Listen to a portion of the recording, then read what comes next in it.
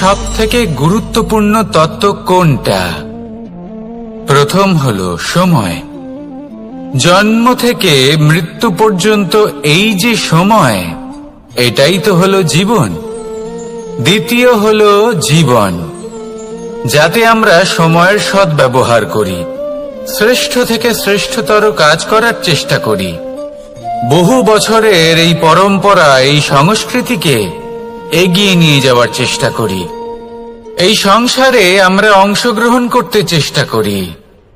তৃতীয় হলো ধন, সেই ধন যা প্রত্যেক ব্যক্তি অর্জন করতে চেষ্টা করেন।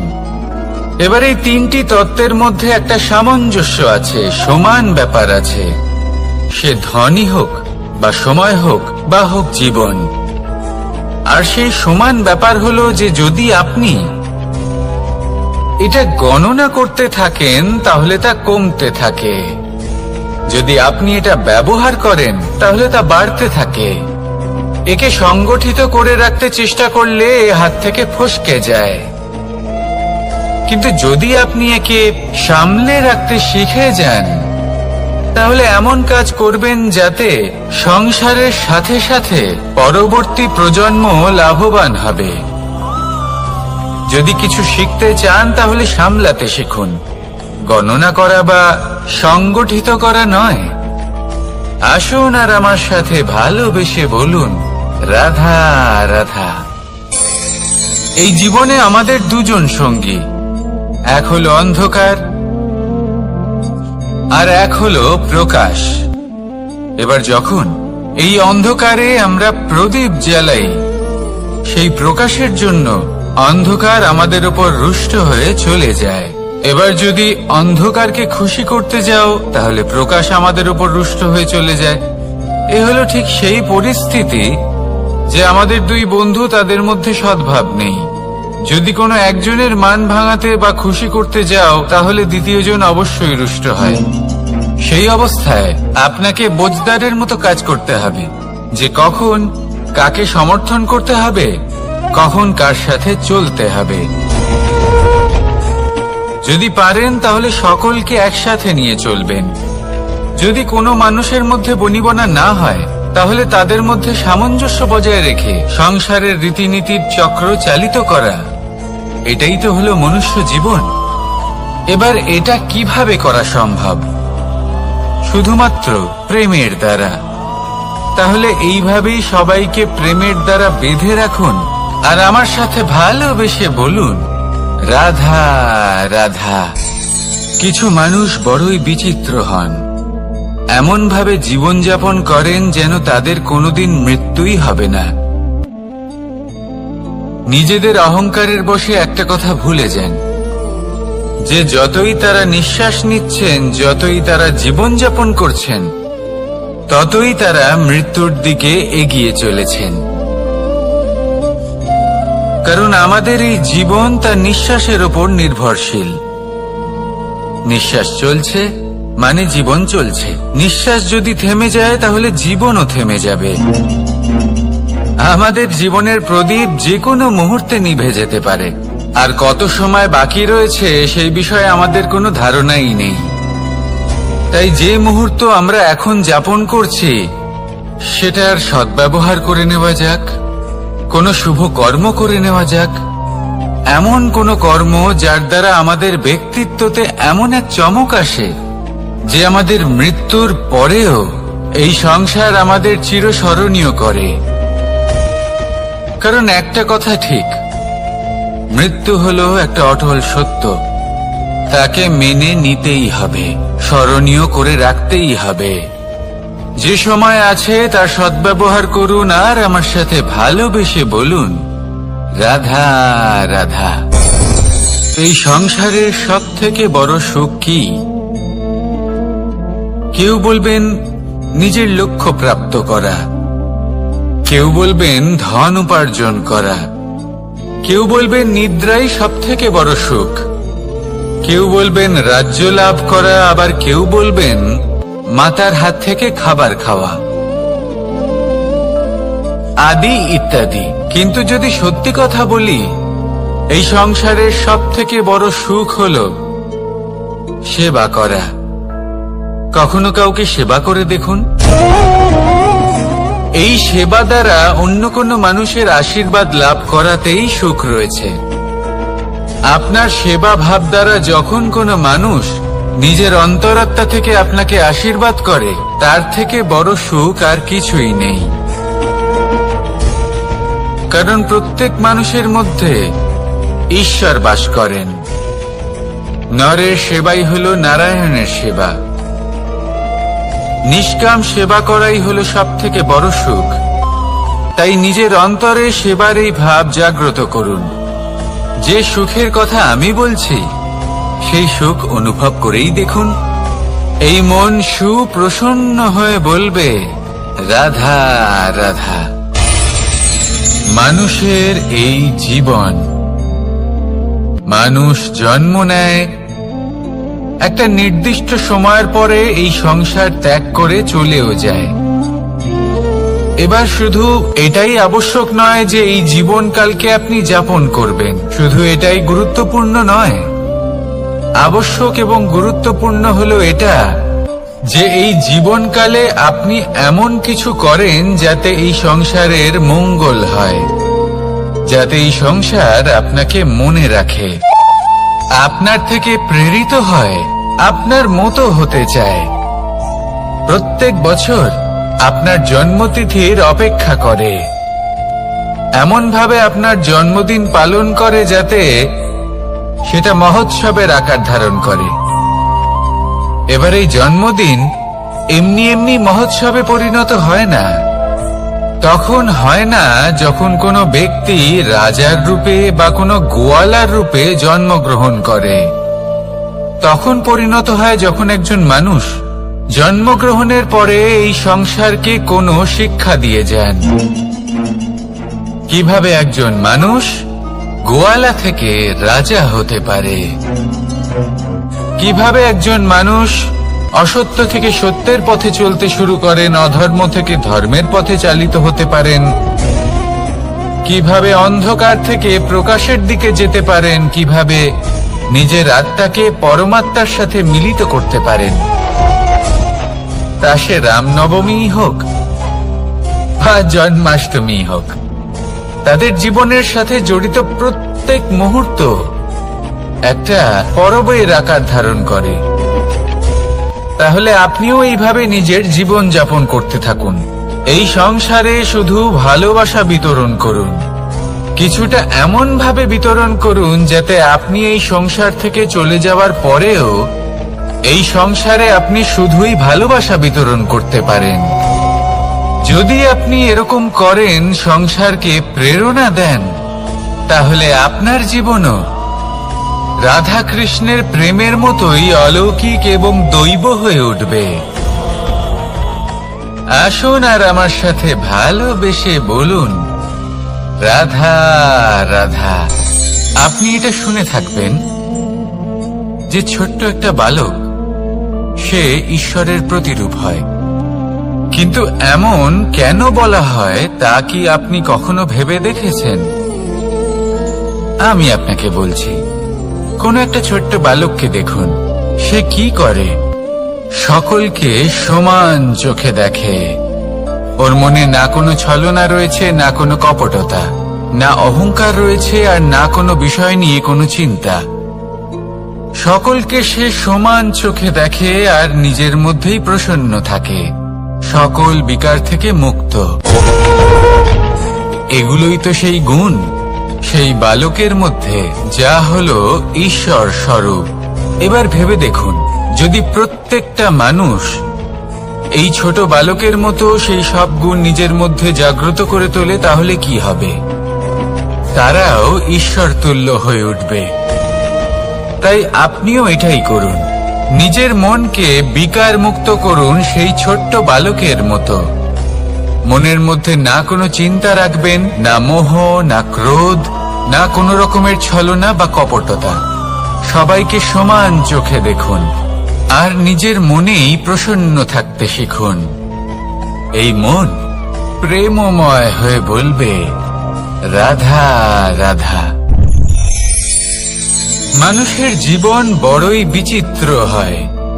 যেই মুহূর্তে জন্ম নেয় একটা প্রতিস্পর্ধায় প্রবেশ করতে থাকে। মানুষ জন্ম নেয় আর প্রতিস্পর্ধা শুরু হয়ে যায় ভাই এবং বোনের মধ্যে সর্বশ্রেষ্ঠ হবার, সবার থেকে এগিয়ে থাকার। তারপরে সে যায় গুরুকুলে। নিজের বন্ধুদের মধ্যে সর্বশ্রেষ্ঠ হওয়ার প্রতিস্পর্ধা শুরু হয়। এবার সেখান থেকে বাইরে বেরিয়ে সংসার জীবনে প্রবেশ করে ধন উপার্জনের প্রতিস্পর্ধা শুরু হয়। তা সে যুদ্ধই হোক বা কলা হোক, এই প্রতিস্পর্ধা কখনোই আমাদের পিছু ছাড়ে না। তাই যদি প্রতিস্পর্ধা করতেই হয়, তাহলে আমরা মানুষকে সাহায্য করার প্রতিস্পর্ধা কেন করব না? এমন এক প্রতিস্পর্ধা যাতে যে কেউ জিতুক বা যে কেউ হারুক না কেন, লাভ সকলের হবে। সকলের মধ্যে প্রেম বিতরণ করতে থাকুন, এইভাবেই আনন্দ বিতরণ করতে থাকুন, আর আমার সাথে ভালোবেসে বলুন, রাধা রাধা। দু রকমের প্রাকৃতিক বেগ থাকে। প্রথম হলো বর্ষা। যখন এর বর্ষণ হয় তখন মাটিকে শীতল করে নতুন ফসল ফলায়। আর দ্বিতীয় হয় পবন, যা আমাদের সর্বদা শ্বাসবায়ু প্রদান করে। অশান্ত এই মনকে শান্তি প্রদান করে, এই ক্লান্ত শরীরে স্ফূর্তি প্রদান করে। আমাদের জীবনে যত আবেগ আছে তা হয় বর্ষার মতো হওয়া উচিত, নয় হওয়া উচিত পবনের মতো। ক্রোধ, মতভেদ, বিবাদ, এগুলো হওয়া উচিত বর্ষার মতো। অর্থাৎ কিছু সময় পরে যেন এরা নিজে থেকেই ছিন্ন ভিন্ন হয়ে চলে যায়।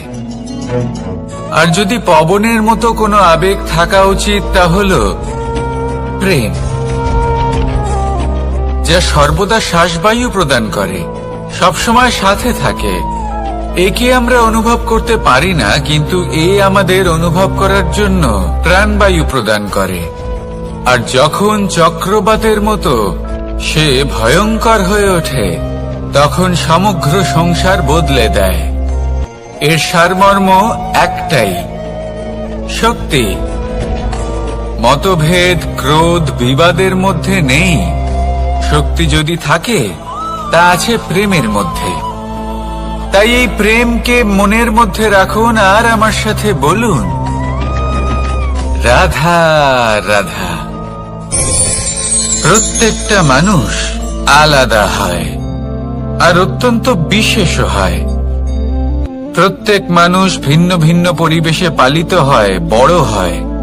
প্রত্যেকের নিজস্ব চিন্তা ভাবনা থাকে, নিজস্ব বিচারধারা থাকে। যখন অনেক ভিন্ন বিচারধারা একত্রিত হয়ে যায়, তখন শুরু হয় বিবাদ। এবার এই বিবাদের সময় আপনি দেখবেন, দুই ব্যক্তি যাদের মধ্যে এই বিবাদ হচ্ছে, সবসময় এটা প্রমাণ করতে চান যে তার সামনের ব্যক্তি এবং তার ভাবনা, তার বিচারধারা বা তার বক্তব্য হলো অনুচিত। এবার এটাই যদি প্রেমপূর্বক রূপে আপনি ভেবে দেখতে চেষ্টা করেন যে সামনের ব্যক্তিটির বক্তব্য, তার মানসিকতা আসলে কি, তাতে উচিত ঠিক কি, সেটা আমরা বুঝতে পারি। একদিকে হলো এই বিবাদ, যা আপনাকে সামনের ব্যক্তিটিকে অনুচিত প্রমাণ করতে বাধ্য করে। আর অন্যদিকে হলো প্রেম, যা সামনের ব্যক্তিটির যুক্তি বুঝতে সাহায্য করে, তাতে উচিত কি রয়েছে সেটা বুঝতে বাধ্য করে, তাকে মহান হয়ে ওঠার পথে অগ্রসর হতে বাধ্য করে। তাই এই বিবাদকে ত্যাগ করুন আর প্রেমকে আপন করে নিন, আর এই প্রেম ভাব নিয়ে বলুন, রাধা রাধা। এই সংসারে বড়ই বিচিত্র এক শব্দ আছে, মূল্য।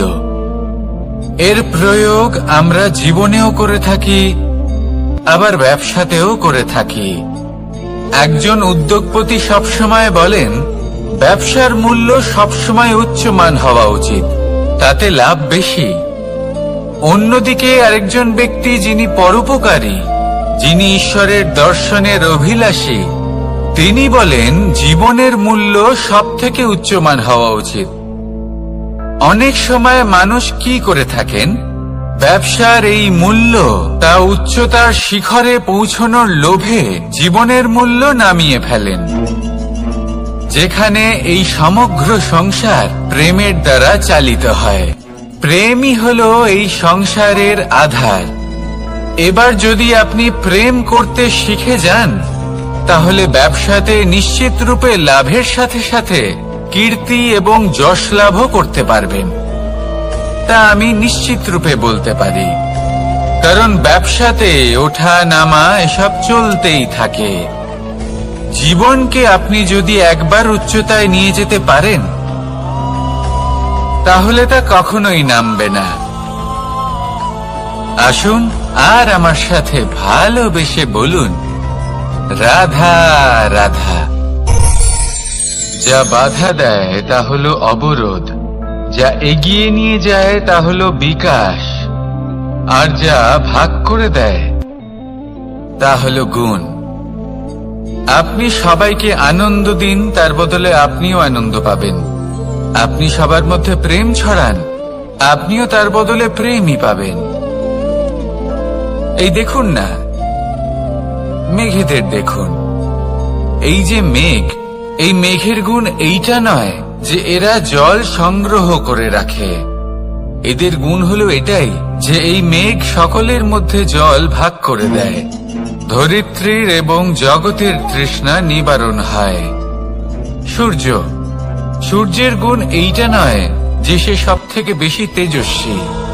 তার গুণ হলো এটাই যে সে নিজের তেজ সবার মধ্যে ভাগ করে দিতে পারে। ঠিক সেইভাবেই জীবনে আনন্দ, উল্লাস, প্রেম এই সব কিছুই ভাগ করে নিতে শিখুন।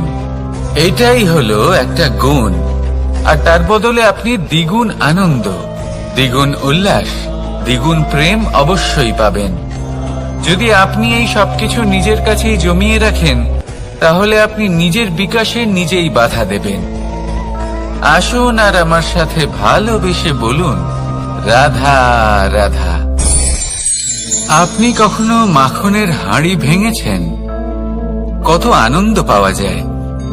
এই মাখনের হাঁড়ি ভাঙলে পুরো মাখন আমাদের গায়ে এসে পড়ে আর মন উচ্ছ্বসিত হয়ে ওঠে। কিন্তু তার জন্য বালগোপালদের কত চেষ্টা করতে হয় সেটা কখনো ভেবে দেখেছেন? প্রথমে বড়ই পরিশ্রম করে একের উপর এক সাবধানে ওপরে চড়তে হয়, তারপরে ভারসাম্য বজায় রাখতে হয়, পড়ে গেলে হবে না। তারপর এই হাতের দ্বারা সেই মাখনের হাঁড়ি ভাঙতে হয়, তখন মাখন পড়ে। এবার এরকমই কিছু আমাদের জীবনে আমাদের সাথেও হয়। এবার আপনি বলবেন যে মাখনের হাঁড়ি ভাঙার এই প্রক্রিয়া, তার সাথে জীবনের কি সম্পর্ক থাকতে পারে? আসলে আমাদের মনের মাঝেও একটা হাঁড়ি রয়েছে, অহংকারের হাঁড়ি। আর এই অহংকারের হাঁড়ি যখন ভেঙে যায়, তখন প্রসন্ন হবার আনন্দ চতুর্দিকে ছড়িয়ে পড়ে। এই মন, এই আত্মা, এই দুই প্রসন্ন হয়ে যায়। কিন্তু তার জন্য আপনাদেরকেও বালগোপালের মতো চেষ্টা করে যেতেই হবে, ভারসাম্য বজায় রাখতেই হবে মনের মাঝে এবং এই বুদ্ধিতে, ভালো এবং মন্দের মধ্যে, লোভ এবং পরমার্থের মধ্যে। আর তারপর নিজে হাতে অহংকারের এই হাঁড়ি ভেঙে দিতে হয়। দেখুন, যদি ঈশ্বরের সঙ্গ লাভ করতে চান, তাহলে অহংকারের এই হাঁড়ি ভাঙতেই হবে। আসুন আর আমার সাথে ভালোবেসে বলুন, রাধা রাধা। মুঠো হাতের শক্তি বেশি, মুঠো খুললেই তা দুর্বল। তা এমন কি থাকা উচিত এই বন্ধ মুঠোয় যা লাখের সমান? মানসিকতা এবং স্বপ্ন। মানুষ জন্মগ্রহণ করে, তার মানসিকতা সময়ের সাথে উন্নত হয়। মানসিকতা অনুযায়ী সে স্বপ্ন দেখে, আর সেই স্বপ্ন সার্থক করতে সে পরিশ্রম করতে থাকে। কিন্তু খুব গুরুত্বপূর্ণ একটা কথা আছে যা আপনার মনে রাখা উচিত।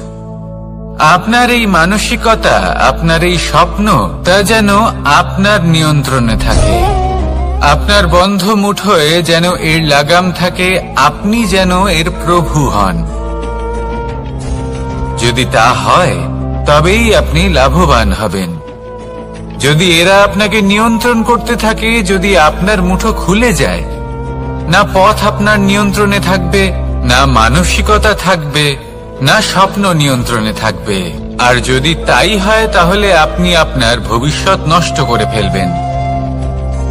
তাই নিয়ন্ত্রণ করতে শিখুন নিজের বিচার বুদ্ধি, নিজের মানসিকতা, নিজের স্বপ্নকে। নিজের এই স্বপ্ন পূরণ করুন আর আমার সাথে ভালোবেসে বলুন, রাধা রাধা। এই সংসারের সব থেকে কঠোর ধাতুর মধ্যে একটি হলো লোহা। লোহা দিয়ে আমরা অনেক অস্ত্র শস্ত্র লাভ করি, অনেক বস্তুও লাভ করি। এবার এই লোহাকে কাটার জন্য, একে কোনো আকার দেওয়ার জন্য কি প্রয়োগ করতে হয়? লোহা। এবার এই কথাটা আমরা সকলেই জানি যে লোহার দ্বারাই লোহাকে কাটতে হয়। এবার এই কথা আমি আপনাকে কেন বলছি? এরপরে খুব বড় একটা প্রশ্ন আসে, যা খুব বড় শিক্ষা দিয়ে যায়।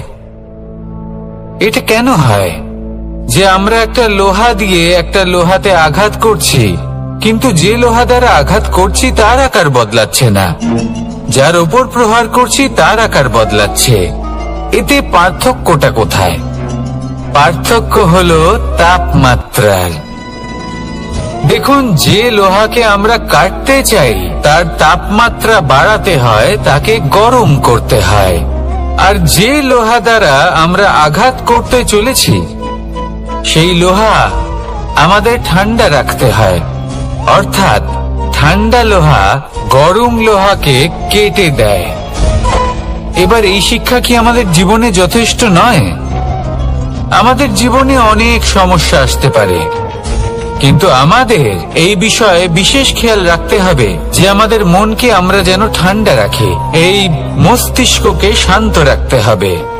যদি আমরা ক্রোধ বা ঈর্ষার আগুনে জ্বলতে থাকি, বিদ্বেষের আগুনে জ্বলতে থাকি, তাহলে আমরাও সেই লোহার মতোই হয়ে যাব যার তাপমাত্রা অত্যন্ত বেশি। তখন যে কেউ এসে আমাদের বিচ্ছিন্ন করে চলে যাবে। মনে রাখবেন, যিনি যত বেশি স্থির বুদ্ধির অধিকারী, যিনি হলেন সব থেকে বেশি শান্ত, তিনি হলেন সব থেকে বেশি বলশালী। তাহলে শান্ত থাকুন আর আমার সাথে ভালোবেসে বলুন, রাধা রাধা। এই সমগ্র সংসারের সব থেকে গুরুত্বপূর্ণ ব্যক্তি কে? স্বয়ং আপনি। নিজের জন্য তো বটেই, তাই না? কারণ যখন আপনি জন্মগ্রহণ করেন, নিজের চোখ খোলেন, এই সংসারে আসেন, তখনই তো এই সংসারকে আপনি দেখতে পান, অনুভব করতে পারেন। এখানকার আবেগ, এখানকার মানুষজন তখন থেকেই অনুভব করেন।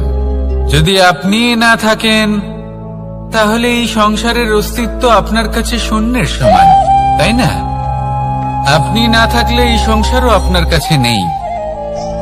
এবার সবাই বলবেন যে এ তো সত্যি কথা, সেই অনুযায়ী তো আমার স্বার্থপর হওয়া উচিত, অহংকারী হওয়া উচিত, কারণ আমার কাছে আমি তো সবকিছু। দৃষ্টিভঙ্গি পাল্টে দেখুন, আপনার কাছে সব থেকে বেশি গুরুত্বপূর্ণ ব্যক্তি কে? আপনি নিজেই। সেই মানুষটি কেমন হওয়া উচিত একটু ভেবে দেখুন। সব সময় সকলকে সাহায্য করুন, একসাথে মিলে পরিশ্রম করুন, সাহায্য করুন অন্যদেরকে। এটা অতি আবশ্যক। এবং তার থেকেও বেশি গুরুত্বপূর্ণ হলো এটাই যে আপনার মনে যেন কখনো এই বিষয়ে ভয় না থাকে যে আমি আমার প্রিয়জনদের, আমার কাছের মানুষগুলিকে হারিয়ে ফেলব। এই ভয় কখনোই মনের মধ্যে থাকা উচিত নয়। যদি ভয় থাকে তাহলে থাকুক এই বিষয়ে যে সকল মানুষ আমার জীবন থেকে, আমার থেকে দূরে চলে যাচ্ছেন, তাদের বাধা দিতে দিতে আমি যেন নিজেকেই না হারিয়ে ফেলি। নিজের অস্তিত্বকেই না হারিয়ে ফেলি, নিজের ব্যক্তিত্বকে, নিজের বিচারধারাকে, নিজের করুণার শক্তি না হারাই। তাহলে এই ভয় ত্যাগ করুন আর আমার সাথে ভালোবেসে বলুন, রাধা রাধা। মানুষের দুটো রূপ রয়েছে, এক আমাদের এই মুখ যা শুধুই চোখে দেখা যায়, আর দ্বিতীয় আমাদের এই মন যা শুধুমাত্র অন্তরাত্মা দ্বারা দেখা যায়। এবার আমাদের এই মুখ তা ঈশ্বর সকলকেই আগে থেকেই প্রদান করেছেন, কিন্তু এই মন কেমন হবে তা আমাদের জীবনের অনুভূতি এবং আমাদের জীবনের লক্ষ্য এগুলি সুনিশ্চিত করে।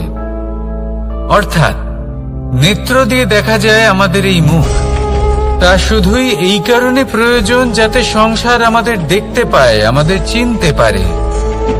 কিন্তু যদি এই সংসারে আপনি প্রকৃত অর্থে মান সম্মান লাভ করতে চান, তাহলে নিজের অন্তরাত্মাকে আপনাকে বিকশিত করতেই হবে। দেখুন, কথায় আছে এই যে অসুর, তা শারীরিকভাবে উপস্থিত নয়, তা মনের মধ্যে থাকে। যদি এই মন থেকে অসুরকে বের করে দেওয়া যায়, তাহলে শরীরে তা উপস্থিত থাকবেই না। তাই মনকে শুদ্ধ করুন আর আমার সাথে ভালোবেসে বলুন, রাধা রাধা। প্রয়াস, পরিশ্রম, এই শব্দগুলি শুনতে হয়তো ছোট মনে হয়, কিন্তু এর মূল্য অনেকটাই অধিক। এবার প্রয়াসও কিন্তু দুই ধরনের হয়। একটা প্রয়াস তাই যা আমরা নিজের মন থেকে, অন্তর থেকে সমগ্র শক্তি দিয়ে করার চেষ্টা করি। এবারে এই প্রয়াস প্রচেষ্টার নামান্তর। কিছু প্রয়াস এমনও হয় যেমন দ্রুতক্রীড়া খেলা। মানুষ বলেন, আজ একটু প্রয়াস করি, একটু দ্রুতক্রীড়া খেলেই দেখি, যদি বিজয়ী হই তবে ভালো ব্যাপার, যদি না হই তবে আর কখনো খেলবো না।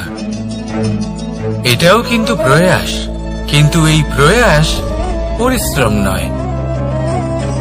পাণ্ডবদের দেখুন, ওনারা যখন পরিশ্রম করেছিলেন তখন খাণ্ডবপ্রস্থকেও ইন্দ্রপ্রস্থ বানিয়েছিলেন। দ্রুতক্রীড়া খেললেন, সেই মুহূর্তেই ইন্দ্রপ্রস্থ হারিয়ে ফেললেন। পরিশ্রম করলেন, সগৌরবে রাজা হলেন। দ্রুতক্রীড়া খেললেন, তখন এক মুহূর্তে রাজা থেকে নিঃস্ব হয়ে গেলেন। সারমর্ম এটাই যে দ্রুতক্রীড়া কখনো কখনো আপনার মিত্র হতে পারে, কখনো সে আপনাকে বিজয়ী করতে পারে, কিন্তু প্রয়াস এবং পরিশ্রম যখন একসাথে মিলিত হয় তখন তা সর্বদাই আপনার সাথে থাকে। প্রয়াস করতে থাকুন, পরিশ্রম করতে থাকুন, আর আমার সাথে ভালোবেসে বলুন, রাধা রাধা। মানুষ কখনো কখনো সময়কে নিয়ন্ত্রণ করতে চেষ্টা করে, কখনো কখনো সময়ের গুরুত্ব বুঝতে পারে না। এটা ভাবে যে এই কিছু মুহূর্ত কেটে যাক, একে অতিবাহিত করি, তাহলে কি বা হবে, কয়েকটা মুহূর্ত মাত্র। কিন্তু তা নয়। আজকের একটা মুহূর্ত ভবিষ্যতের অনেক বড় পরিবর্তনের ভিত হতে পারে। আজকের একটা মুহূর্ত আপনার ভবিষ্যৎকে উজ্জ্বল করে তুলতে পারে। সেই জন্য ছোট ছোট মুহূর্তগুলিকে অদেখা করবেন না। সময়কে কাজে লাগান, পূর্ণরূপে কাজে লাগান। এবার যদি আপনি কাউকে সাহায্য করতে চান আর সেই কারণেই যদি থেমে থাকেন, তাহলে ঠিক আছে, কারণ আপনি কাউকে সাহায্য করে তার জীবনকে আরো ভালো করে তুলতে চাইছেন, আরো শ্রেষ্ঠ করতে চাইছেন। এই পুণ্য, এই কর্ম ফিরে আপনার কাছেই আসবে আর আপনার জীবনকে শুভ করে তুলবে। কিন্তু যদি আপনি আলস্যের কারণে থেমে থাকেন এবং কিছুই না করেন, সময় নষ্ট করেন, তাহলে কিন্তু একটাই ঘটনা ঘটবে, আপনার ভবিষ্যৎ বিপদগ্রস্ত হয়ে পড়বে, আর কিছুই নয়। সেই জন্য এটা বোঝা প্রয়োজন যে কখন থামতে হবে এবং কেন থামতে হবে। যদি আপনার থামার কারণ এবং সময় অনুচিত হয়ে থাকে, তাহলে আপনার ভবিষ্যৎ কখনোই উচিত হতে পারে না। সেই জন্য সময়কে সম্মান করুন আর পূর্ণ ব্যবহার করতে শিখুন। আর আমার সাথে ভালোবেসে বলুন, রাধা রাধা। জীবনে সবসময় সেটা হয় না যা আমরা চাই, তেমন ভাবে হয় না যেমন ভাবে আমরা চাই। এবার তাতে আমরা দুঃখ পাই, নিরাশ হয়ে পড়ি, ভাগ্যকে দোষ দিই অথবা অন্য কাউকে বা নিজেকে। কিন্তু সত্যটা কি সেটা আমাদের জানতে হবে। এই সংসার নির্মিত হয়েছে পাহাড় দ্বারা এবং পাথর দ্বারা, তাই প্রত্যেক স্থানে ছোট ছোট ছোট ছোট নুড়ি পাথর তো অবশ্যই থাকবে। এগুলো এড়িয়ে যাওয়া সম্ভব নয়, আর এই কথাটা আমরা সকলে জানি। এবার এইভাবেই আমাদের জীবনে নানান রকমের সমস্যা লেগেই থাকে। এর হাত থেকে কোনোভাবেই নিস্তার পাওয়া সম্ভব নয়। একটা সমস্যা এড়াতে যান, দ্বিতীয় চলে আসবে, দ্বিতীয় সমস্যা এড়াতে যান, তৃতীয় চলে আসবে। কিন্তু সমস্যা জীবনে থাকবেই, আর আপনাকে সাহায্য করার জন্যই থাকবে কোনো না কোনো রূপে। আপনার চারপাশে পাথর আছে, এটা আপনার উপর নির্ভরশীল আপনি কি করবেন, কোন পথে অগ্রসর হবেন এবং কিভাবে অগ্রসর হবেন। এবার দেখুন, এটা তো সবসময় সম্ভব নয় যে আপনার পদতলে ফুলের চাদর থাকবে, এটা তো অসম্ভব। সেই জন্য উচিত এটাই হবে যে আপনি পাদুকা পরিধান করে জীবনে অগ্রসর হন। এর সারমর্ম এটাই, যখনই জীবনে সমস্যা আসবে দৃঢ় হয়ে সম্মুখীন হন এবং এটা বোঝার চেষ্টা করুন যে এই সমস্যা জীবনে কেন এলো, কি শিক্ষা দিয়ে গেল। আপনার মধ্যে দোষ অবশ্যই থাকবে, তাকে গুণে পরিবর্তিত করুন। এই জীবন আরো বেশি সহজ সরল হবে এবং প্রসন্ন হয়ে বলবে, রাধা রাধা। অনেক মানুষ আমাকে এসে বলেন যে, কানাই তোমার কথাগুলি তো আর কি বা বলি, তোমার কথা কি থেকে কি করে ফেলতে পারে, অসম্ভবকে সম্ভব করে ফেলতে পারে। এত শক্তি তোমার কথাতেই রয়েছে, তো অন্য কিছু করার কোনো প্রয়োজনই কোথায়? এবার ওনারা এই কথাটা বুঝতে পারেন না যে জ্ঞান শুধুমাত্র শব্দের সমন্বয় মাত্র। কিন্তু এর অর্থ কি সেটা জানার জন্য অনুভব করা প্রয়োজনীয়, সেই পথে চলা প্রয়োজনীয়। এই অভিজ্ঞতাই আপনাকে অর্থ বুঝিয়ে দেবে। ঠিক যেমন তুমি কর্ম করতে থাকো, ফলের চিন্তা করো না, এটা শুধুই শব্দ। এর সারমর্মটা কি, এর অর্থ কি সেটা বোঝার জন্য সেই পথে আপনাকে অগ্রসর হতেই হবে, সেটা যাপন করতে হবে, কর্ম করতে হবে নিরন্তর। এটা ভাবলে হবে না যে আমি কি আমার কর্মের ফল আদৌ পাবো কিনা, তবেই আপনি এই কথার অর্থ বুঝতে পারবেন। কখনো ভেবে দেখবেন, আমাদের বাড়িতে যারা জ্যেষ্ঠ আছেন, বড় আছেন, আমরা তাদের পুজো করি, তাদের সেবা করি, আমরা তাদের চরণ স্পর্শ করি। কেন? কারণ ওনাদের কাছে আমাদের থেকে অনেক বেশি জীবনের অভিজ্ঞতা থাকে। জীবনে শুধুমাত্র জ্ঞান শোনাটা প্রয়োজনীয় নয়, তা বুঝতে পারা প্রয়োজনীয়। তা যদি যাপন করেন তবেই অভিজ্ঞতা হবে, তবেই প্রকৃত অর্থ বুঝতে পারবেন। তাহলে জ্ঞান শুধু শুনবেন না, বুঝুন, তাকে আচরণে আনুন এবং আমার সাথে ভালোবেসে বলুন, রাধা রাধা। এই সংসারের সব থেকে গুরুত্বপূর্ণ তত্ত্ব কোনটা? প্রথম হলো সময়। জন্ম থেকে মৃত্যু পর্যন্ত এই যে সময়, এটাই তো হলো জীবন। দ্বিতীয় হলো জীবন, যাতে আমরা সময়ের সদ্ব্যবহার করি, শ্রেষ্ঠ থেকে শ্রেষ্ঠতর কাজ করার চেষ্টা করি। বহু বছরের এই পরম্পরা, এই সংস্কৃতিকে এগিয়ে নিয়ে যাওয়ার চেষ্টা করি। এই সংসারে আমরা অংশগ্রহণ করতে চেষ্টা করি। তৃতীয় হলো ধন, সেই ধন যা প্রত্যেক ব্যক্তি অর্জন করতে চেষ্টা করেন। এবার এই তিনটি তত্ত্বের মধ্যে একটা সামঞ্জস্য আছে, সমান ব্যাপার আছে। সে ধনই হোক বা সময় হোক বা হোক জীবন।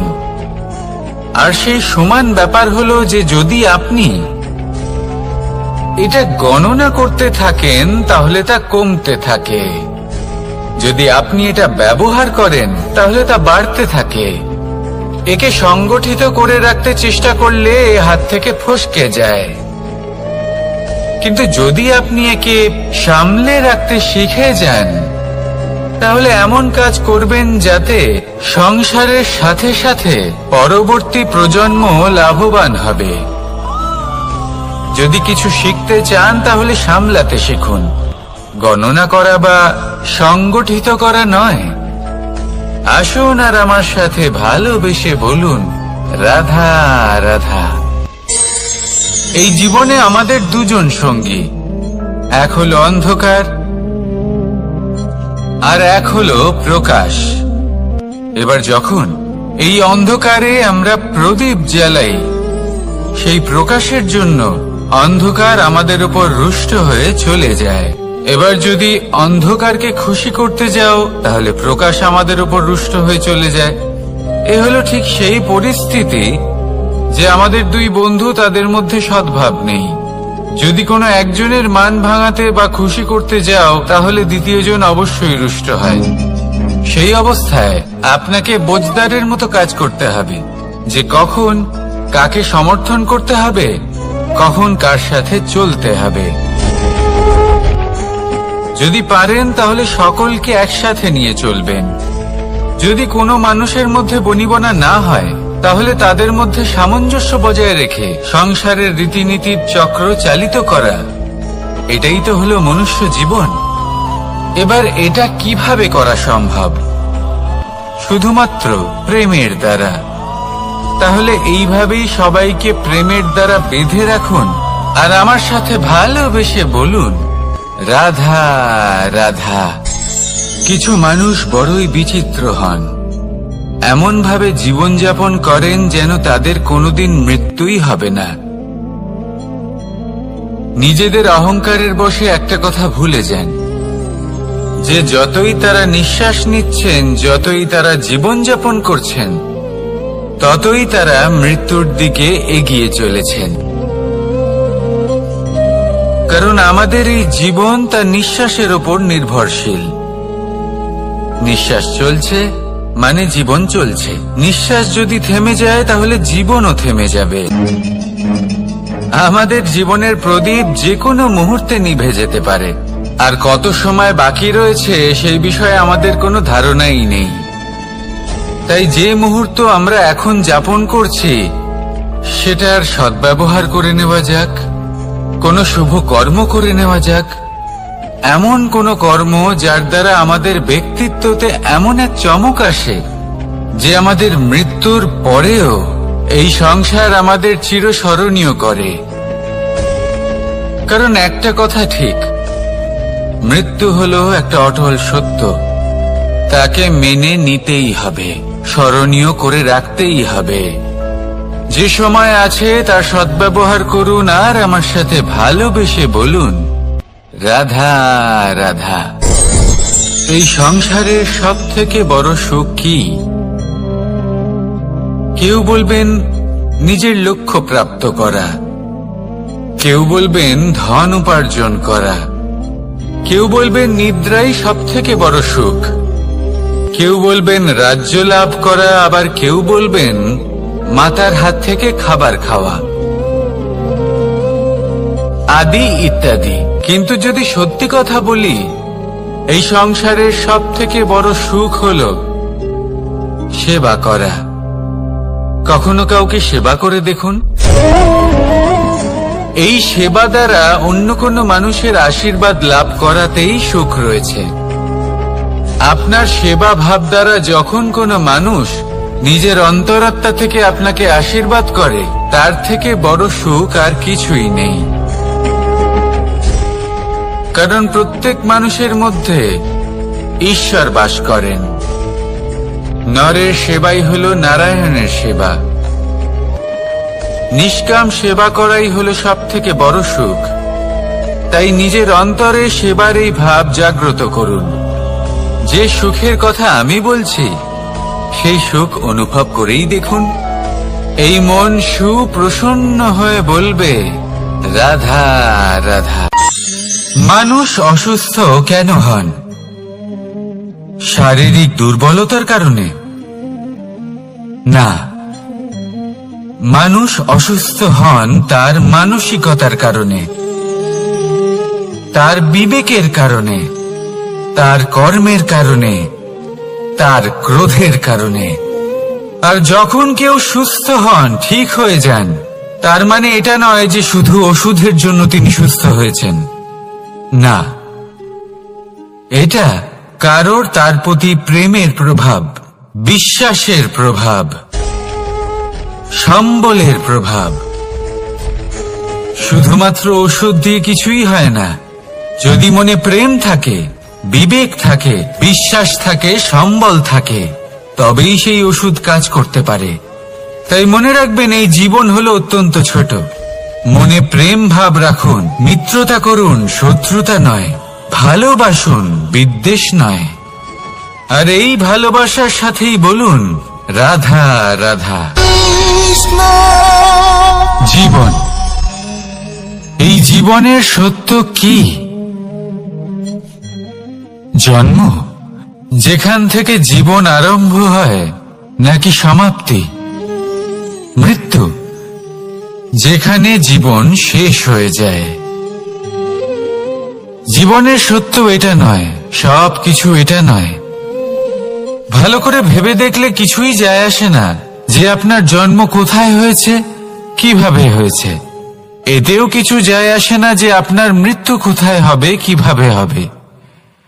যায় আসে তখন, গুরুত্বপূর্ণ হলো এটাই, যে জীবন আপনি যাপন করেছেন তার উদ্দেশ্য কি ছিল, কি ভাবনা নিয়ে আপনি বেঁচেছেন।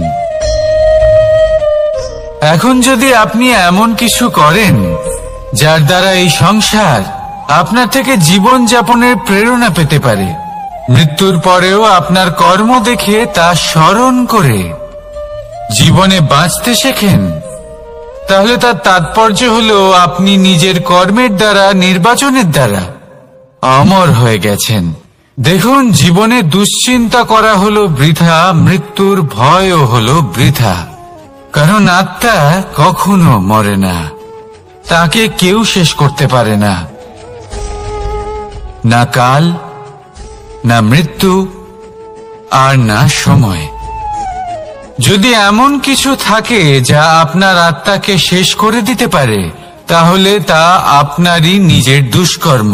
তাই এই যে জীবনকাল আপনার কাছে রয়েছে, তাতে শুধু শুভ কর্ম করুন, দুশ্চিন্তা করা ত্যাগ করুন। এমন কর্ম করুন যা দেখে সংসার উচিত পথে চলে আসবে, শুভ কর্ম করবে। যদি আপনার মৃত্যুর পরে সংসার আপনাকে স্মরণ করে শিক্ষা লাভ করে, উচিত পথে চলে, প্রেরিত হয়, তাহলে আপনিও অমর হয়ে যাবেন। আসুন আমার সাথে ভালোবেসে বলুন, রাধা রাধা। কথায় আছে, যা কিছু অন্তর থেকে নিঃসৃত হয় তা অশুভ হয় না। অশুভ হলো সেই বোধ, সেই ইচ্ছে যা অন্তর থেকে নিঃসৃত হলেও কখনোই বিবেকের দ্বারা পরখ করা হয় না। এমনই একটা অনুভূতি হলো ক্রোধ। এই ক্রোধ আপনার বিবেকই হরণ করে নেয়, আপনার করুণা হরণ করে নেয়। আপনি ভাবনা চিন্তা করার যোগ্যতাই হারিয়ে ফেলেন। এবার যদি আপনি সংসারকে নিয়ন্ত্রণ করতে চান, ভবিষ্যতের উপর নিয়ন্ত্রণ রাখতে চান, বর্তমানের উপর নিয়ন্ত্রণ রাখতে চান, তাহলে প্রথমে নিজের ক্রোধের উপর নিয়ন্ত্রণ করা শিখতে হবে, কারণ এই ক্রোধ আপনার বন্ধু নয়, এ আপনার শক্তি নয়, এ হলো আপনার দুর্বলতা, আর এটা শত্রুর শক্তি বাড়িয়ে তোলে, আর শেষ পর্যন্ত ক্ষতি আপনারই হয়। তাই এই ক্রোধকে নিজের নিয়ন্ত্রণে রাখুন। অশুভ মন্তব্য আপনা থেকেই অসফল হয়ে যাবে। আসুন আমার সাথে ভালোবেসে বলুন, রাধা রাধা।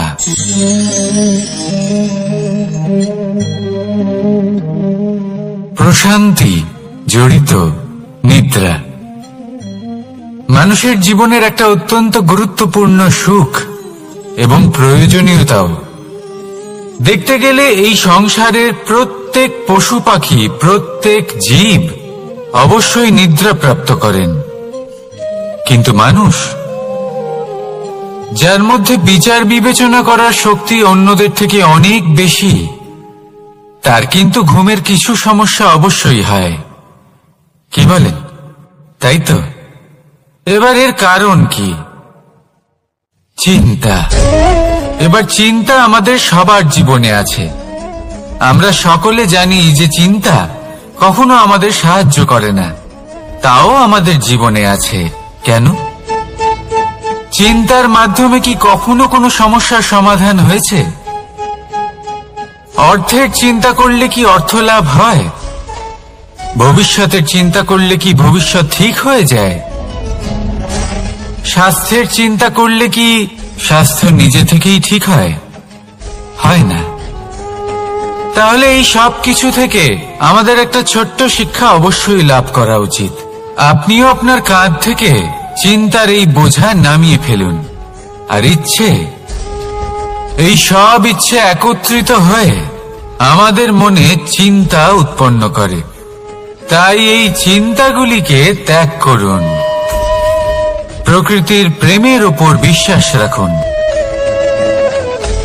মনে রাখবেন, যিনি চিন্তা মুক্ত হবেন তিনি চিতা মুক্ত হবেন। সুখের নিদ্রা প্রাপ্ত করুন, আর নিদ্রায় যাবার আগে আমার সাথে ভালোবেসে বলুন, রাধা রাধা। মহাদেব, সেই দেবতা যিনি মহান, যাকে দেবতাদের দেবতা বলা হয়, যিনি হলেন আমার আরাধ্য। কখনো আপনার মনে এই প্রশ্ন এসেছে যে শিবকেই কেন মহাদেব বলা হয়, অন্য কোনো দেবতাকে কেন বলা হয় না? সেই কারণে, কারণ মহাদেবের মধ্যে, ওনার মধ্যে এমন এক বিশেষ গুণ রয়েছে যা অন্য কারণ নেই। তা হলো নিঃস্বার্থ হয়ে মানুষের সেবা করা। যদি প্রয়োজন পড়ে, যদি সৃষ্টির পথে বিনাশের কালো মেঘ ছেয়ে থাকে, তখন নিজের প্রাণের চিন্তা না করে হলাহল পান করার জন্য প্রস্তুত থাকেন মহাদেব। আর এই অদ্বিতীয় ত্যাগের জন্যই শিবকে মহাদেব বলে ডাকা হয়। এবার যদি কোনো মানুষও নিঃস্বার্থ ভাবনার দ্বারা নিজেকে অর্পণ করে দেয় এই জগতের কল্যাণের জন্য, মানুষের সেবার জন্য, তাহলে তিনিও মহাপুরুষ, মহামানব হতে পারেন। যদি কেউ অভুক্ত থাকেন, তাহলে নিজের থালা থেকে অর্ধেক খাবার তাকে দিয়ে দিন। যদি কেউ অসুস্থ হন, তাহলে তাকে সেবা করার, চিকিৎসা করার চেষ্টা করুন। এই জীবন শুধু নিজের জন্য নয়, অন্যদের প্রতি, সমস্ত সংসারের প্রতি উৎসর্গ করুন। যদি এইসব মানুষ শিখে যান, তাহলে তিনি মহাদেবের পথে অগ্রসর হতে পারেন। যদি মানুষ নিঃস্বার্থ ভাবনার দ্বারা এই সংসারের সেবা করতে শিখে যান, তাহলে তিনি নিশ্চিত রূপে মহামানব অবশ্যই হতে পারবেন। আসুন আমার সাথে ভালোবেসে বলুন, রাধা রাধা। স্বর্ণ, হিরে, মুক্ত, মানিক, এই সব কিছুকে আগে পাথর বলা হতো। তাহলে এমন কি হলো যে এদের রত্ন বলা হয়? আর রত্ন তা বাস্তবে আসলে কি? এটা হলো সেই পাথর যাকে আগে আগুনের তাপ সহ্য করতে হয়েছে, পরখ করা হয়েছে, যাচাই করা হয়েছে, এদের কাটার চেষ্টা করা হয়েছে, কিন্তু তারা কখনোই নষ্ট হয়নি, বরং তারা আরো উদ্ভাসিত হয়েছে, আরো উজ্জ্বল হয়েছে, এই সংসারে আরো প্রকাশ ছড়িয়ে দিয়েছে। সেই জন্য এরা হলো এত অমূল্য, সেই জন্য এরা হলো বহুমূল্য, সেই জন্য এদের রত্ন বলা হয়। এবার মানুষের কাছেও এই নির্বাচনের অধিকার রয়েছে যে আমরা শুধু পাথর হয়ে থাকব নাকি রত্ন হয়ে থাকব। কিভাবে? আমাদের জীবনেও অনেক সমস্যা রয়েছে, বাধা আছে, বিপত্তি আছে। আমরা সেই বাধার তাপে উত্তপ্ত হই, এই সমস্যা আমাদের কাটার চেষ্টা করে। অনেক মানুষ বিভিন্ন পরিস্থিতি আমাদের ভাঙার চেষ্টা করে, কিন্তু আমাদের নষ্ট হলে চলবে না। যেভাবে এই রত্ন সমস্যার সম্মুখীন হয়ে পাথর থেকে রত্ন হয়েছে, সেইভাবেই আমাদেরও আমাদের সমস্যার সম্মুখীন হয়ে রত্ন হয়ে উঠতে হবে। এই সংসারে প্রকাশের স্রোত হয়ে উঠতে হবে। তাহলে এটাই করুন আর আমার সাথে ভালোবেসে বলুন, রাধা রাধা। সংসারে সব থেকে বড় শক্তি আসলে কি? কেউ বলবেন শারীরিক শক্তি, কেউ বলবেন অস্ত্রের শক্তি, কেউ বলবেন জ্ঞানের শক্তি। ঠিক আছে, কিন্তু যদি আমি বলি সংসারের সব থেকে বড় শক্তি হলো শক্তি কোনো এক তথ্যের, আগে হ্যাঁ, তথ্য। এই তথ্য নিজেই কিন্তু খুব শক্তিশালী, অত্যন্ত শক্তিশালী অস্ত্র হলো এই তথ্য। আর সত্যি বলতে অনুচিত তথ্যের থেকে অনেক বেশি ঘাতক হলো অসম্পূর্ণ তথ্য। যেরকম আজ শাম্ব রুক্মির সাথে করেছে, ওকে অসম্পূর্ণ তথ্য দিয়েছে, তার ফলে বিনাশ হলো। যদি এইভাবেই আপনার কাছেও কোনো অসম্পূর্ণ তথ্য আসে, আর যদি আপনি তা পরখ না করে দেখেন, যাচাই না করে দেখেন, আর নিজের কর্ম করেন, তাহলে উত্থানের বদলে আপনি পতনের সম্মুখীন হবেন। বিকাশের বদলে আপনার বিনাশ হয়ে যাবে। মনে রাখবেন একটা অত্যন্ত গুরুত্বপূর্ণ কথা, সঠিক তথ্য পাওয়া সঠিক তথ্য দেওয়ার থেকে অনেক বেশি গুরুত্বপূর্ণ।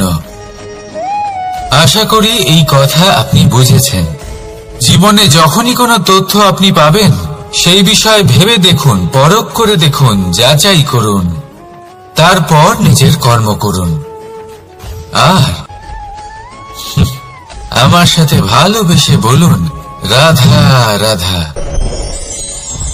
ধর্ম এবং প্রেম, এই দুই হলো একই মুদ্রার দুই পিঠ। যদি এদের মধ্যে কোনোটা নষ্ট হয়ে যায়, তাহলে দ্বিতীয়টাও থাকে না। কখনো ভেবেছেন এমন কেন হয়? তার জন্য আগে আপনাকে বুঝতে হবে যে ধর্ম আসলে কি। ধর্ম সেটাই যা এই সংসারের প্রত্যেক মানুষকে একে অপরের সাথে সুখ এবং শান্তিতে থাকতে প্রেরণা যোগায়। এই প্রেরণার আধার হলো প্রেম। প্রেম সেটাই যা আপনার মধ্যে অন্য কারোর প্রতি করুণাবোধ জাগিয়ে তোলে, সম্মান জাগিয়ে তোলে। এবার যদি প্রেম চলে যায়, তাহলে সবার আগে বিনাশ হবে সম্মান আর করুণাবোধের। এবার যেখানে না প্রেম রয়েছে, না সম্মান রয়েছে, না করুণা রয়েছে, সেখানে ধর্ম কিভাবে বাস করবে? অশুভ ইচ্ছে জাগ্রত হয়ে ওঠে, ক্রোধ জাগ্রত হয়ে ওঠে, অহংকার জাগ্রত হয়ে ওঠে, আর তারপর আরম্ভ হয় অধর্মের। তাই যা যা ভাবনা আপনার অন্তরে প্রবেশ করছে, করতে দিন, কিন্তু যাই হোক না কেন, এই প্রেমকে নিজের থেকে দূরে যেতে দেবেন না। এই প্রেমকে চিরকাল নিজের কাছে রাখুন, নিজের হৃদয়। আর এই প্রেম ভাব নিয়ে বলুন, রাধা রাধা। এই সংসারে আমাদের জীবনের সব থেকে বড় দোষ কি আপনি জানেন? কেউ বলবেন লোভ, কেউ বলবেন লালসা, কেউ বলবেন অসত্য। দেখুন, দুঃখের মূল কারণ হলো পরিশ্রম না করা। কিছু মানুষ ভাবেন যে আমি জীবনে কোনো পরিশ্রম করব না, অথচ আমি সবকিছু প্রাপ্ত করতে চাই। আর এমন এক কারণের জন্যই দূতের মতো খেলা আমাদের জীবনে প্রবেশ করার সুযোগ পায়।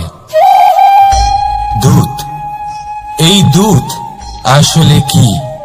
দূত অর্থাৎ কোনো পরিশ্রম ছাড়াই অন্য কেউ পরিশ্রম করে যা অর্জন করেছেন, যে সুখ সুবিধা অর্জন করেছেন, তা নিজের জন্য শুধুমাত্র একটা খেলার মাধ্যমে নিজের করে নেবার ইচ্ছে। আর এই ইচ্ছে অত্যন্ত বিনাশকারী হতে পারে। এই ইচ্ছে যদি আপনার বিবেক, আপনার মন, আপনার চেতনা, আপনার ভাবনা প্রবাহিত করে ফেলে, তারপরে আপনি চেষ্টা করতে শুরু করে দেবেন, আর সেইখান থেকেই আপনার পতন শুরু হবে। এই চেষ্টা করবেন যে অন্য কারোর জীবনের সমস্ত ধন, তার সমস্ত জীবন সম্পূর্ণভাবে নিজের করে নেওয়া।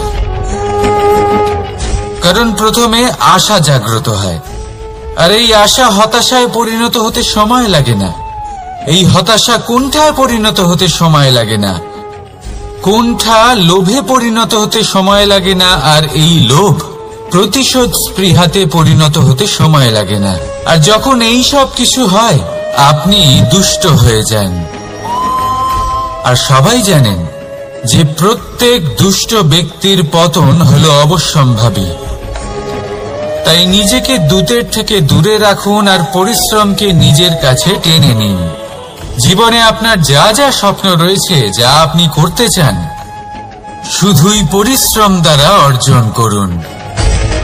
তাহলে তাই করুন, আর আমার সাথে ভালোবেসে বলুন, রাধা রাধা। জীবনে কিছু শেখা অত্যন্ত গুরুত্বপূর্ণ। এবার কি কি শিখতে হবে, সেই সব শেখানোর জন্য অনেক শিক্ষক রয়েছেন। কিন্তু কি শিখবেন না আর কি করবেন না, এটা আমাদের নিজের অভিজ্ঞতা দিয়ে শিখতে হয়।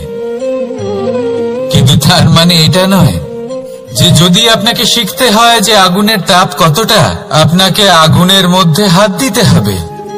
না, অন্য কারোর অভিজ্ঞতা দ্বারাও শিখতে পারেন।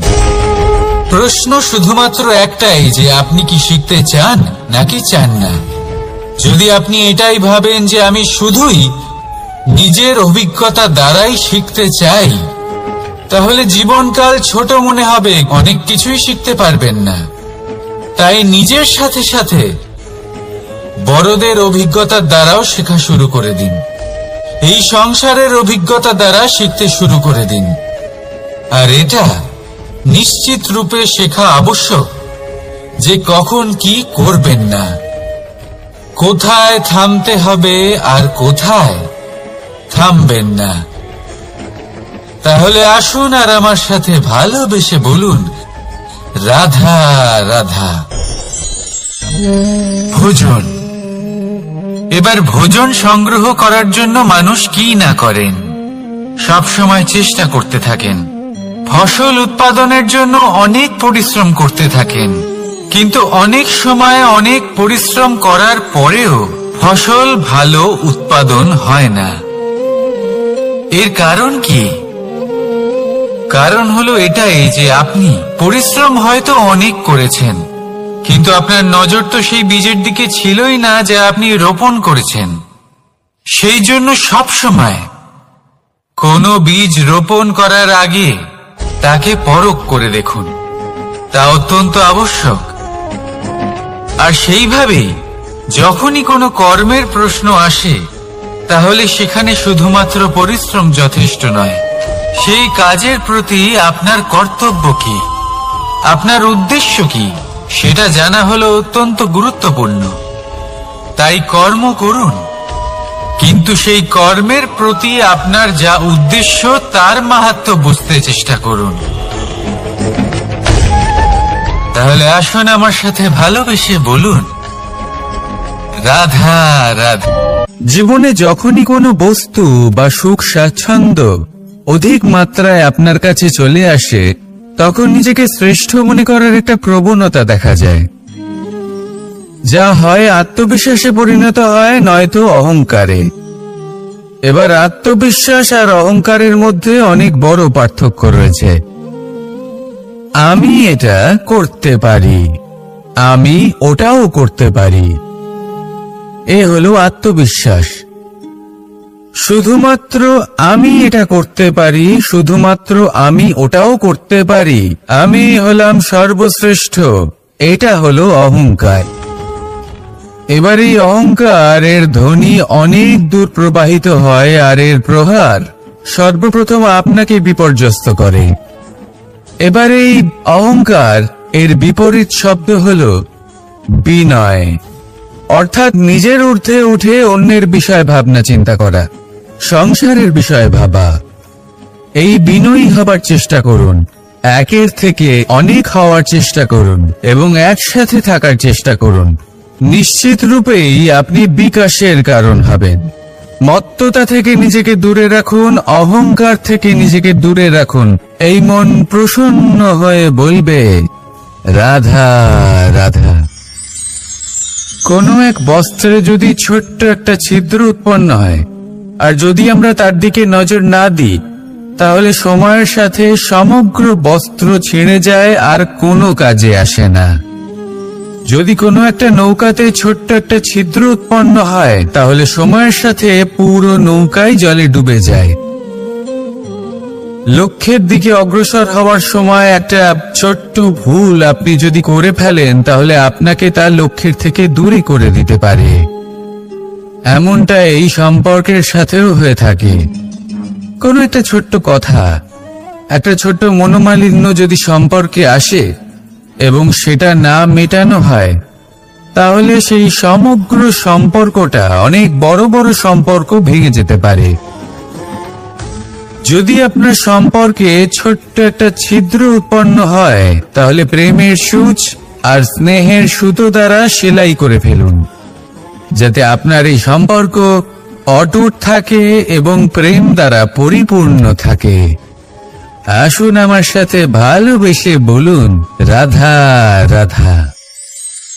দু রকমের প্রাকৃতিক বেগ থাকে। প্রথম হলো বর্ষা। যখন এর বর্ষণ হয়, তখন মাটিকে শীতল করে নতুন ফসল ফলায়। আর দ্বিতীয় হয় পবন, যা আমাদের সর্বদা শ্বাসবায়ু প্রদান করে। অশান্ত এই মনকে শান্তি প্রদান করে, এই ক্লান্ত শরীরে স্ফূর্তি প্রদান করে। আমাদের জীবনে যত আবেগ আছে, তা হয় বর্ষার মতো হওয়া উচিত, নয় হওয়া উচিত পবনের মতো। ক্রোধ, মতভেদ, বিবাদ, এগুলো হওয়া উচিত বর্ষার মতো।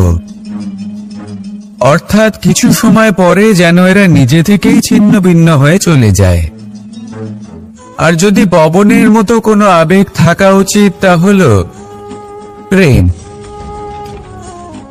যা সর্বদা শ্বাসবায়ু প্রদান করে, সবসময় সাথে থাকে। একে আমরা অনুভব করতে পারি না, কিন্তু এই আমাদের অনুভব করার জন্য প্রাণবায়ু প্রদান করে। আর যখন চক্রবাতের মতো সে ভয়ঙ্কর হয়ে ওঠে, তখন সমগ্র সংসার বদলে দেয়। এর সারমর্ম একটাই, শক্তি। মতভেদ, ক্রোধ, বিবাদের শক্তি যদি থাকে, তা আছে প্রেমের মধ্যে। তাই এই প্রেমকে মনের মধ্যে রাখুন আর আমার সাথে বলুন, রাধা রাধা। জীবনে দুই ধরনের আবেগ রয়েছে, যার কোনো মূল্য নেই। আমার কথার অর্থ এটা নয় যে এদের কোনো গুরুত্ব নেই, গুরুত্ব যথেষ্টই রয়েছে, শুধু এদের জন্য আপনাকে কোনো মূল্য দিতে হয় না। প্রথম আবেগ হলো আনন্দ, প্রসন্নতা। এটা আপনি যে কোনো জায়গায় খুঁজে পেতে পারেন, যদি আপনি খুঁজে পেতে চান। আপনি কোনো পুষ্পের সৌন্দর্য দেখে প্রসন্ন হতে পারেন, বায়ুর কারণে যখন একটি বৃক্ষ শিহরিত হয় সেটা দেখে আপনি প্রসন্ন হতে পারেন। একটা ছোট্ট শিশুর কলরব শুনেও আপনি প্রসন্ন হতে পারেন। একটা ক্রন্দনরত বালককে হাসিয়ে আপনি প্রসন্ন হতে পারেন। সবকিছু আপনার উপর নির্ভরশীল। সেখানে আরেকটি আবেগ হলো দুশ্চিন্তা। মানুষ বড়ই দুশ্চিন্তা করতে থাকে। আজ আমি এই কাজ করেছি, সেই বিষয়ে চিন্তা। আজ আমি এই কাজ করতে পারিনি, সেই বিষয়ে চিন্তা। কাল আমাকে এই কাজ করতে হবে, সেই নিয়ে চিন্তা। আমি কি সেই কাজটা করতে পারবো, সেই বিষয়েও দুশ্চিন্তা। চিন্তা সর্বত্র রয়েছে, যার জন্য মূল্য দিতে হয় না। যত চান আপনি একত্রিত করতে পারেন। একটা গুরুত্বপূর্ণ কথা মনে রাখবেন, প্রসন্নতা জীবনের একটা নতুন সূত্রপাত। সেখানে দুশ্চিন্তা হলো জীবনের চিতার সমান। এবার এই দুটি আবেগ হলো মূল্যহীন, দুটোই আপনার সামনে আছে। কোনটা চয়ন করবেন আপনি, দুশ্চিন্তা নাকি প্রসন্নতা? সিদ্ধান্ত আপনারই। আসুন আর আমার সাথে ভালোবেসে বলুন, রাধা রাধা। জীবনের প্রত্যেক মুহূর্ত আমাদের কিছু না কিছু শিক্ষা দেয়, নির্ভর করছে আমাদের দৃষ্টিভঙ্গির উপর। যেমন নদী হলো আমার অত্যন্ত প্রিয়। নদীতে ভ্রমণ করতে আমার খুব ভালো লাগে। কি বলেন? নদীতে সবসময় নতুন কিছু থাকে, ও পুরনো কিছুই নিয়ে বসে থাকে না। সব সময় প্রবাহমান, কখনো থামে না। ততক্ষণ থামে না যতক্ষণ না সাগরে গিয়ে সমাহিত হচ্ছে। ঠিক এইভাবেই আমাদেরও উচিত নিজের জীবন অতিবাহিত করা, নদীর মতো। প্রত্যেক মুহূর্ত নতুন, তাই সেইভাবেই জীবন যাপন করুন। পুরনো কিছুই একত্রিত করে রাখবেন না। বিগত স্মৃতির মাঝে নিজেকে হারিয়ে ফেলবেন না। এই যে বর্তমান, এই যে মুহূর্ত, সেটাই হলো সর্বশ্রেষ্ঠ। এর মাঝেই জীবন যাপন করুন। নদীর মতো প্রবাহমান হতে শিখুন। আপনি শিখে গেলে তাহলে মনে রাখবেন, আমার আপনার মাঝে বিচরণ করতে বড়ই ভালো লাগবে। যে ব্যক্তি আনন্দের সাথে জীবনের প্রত্যেকটা মুহূর্ত অতিবাহিত করে কোনো চিন্তা ছাড়াই প্রবাহমান হয়, কখনোই থামে না যতক্ষণ না মুক্তি লাভ করছেন, এমন ব্যক্তির মধ্যেই রাধাকৃষ্ণ বসবাস করেন। তাহলে আসুন আমার সাথে ভালোবেসে বলুন, রাধা রাধা। আপনি অবশ্যই কোনো গাছ দেখে থাকবেন যেখানে অনেক ফল রয়েছে। সেই গাছের ডালগুলি নিজে থেকেই নত হয়ে যায়। কেন? যাতে মানুষ, প্রাণী, এরা সকলে যাতে সেই ফল খুব সহজে গ্রহণ করতে পারেন। এটাই হলো প্রকৃতির শিক্ষা, এটাই হলো প্রকৃতির নিয়ম।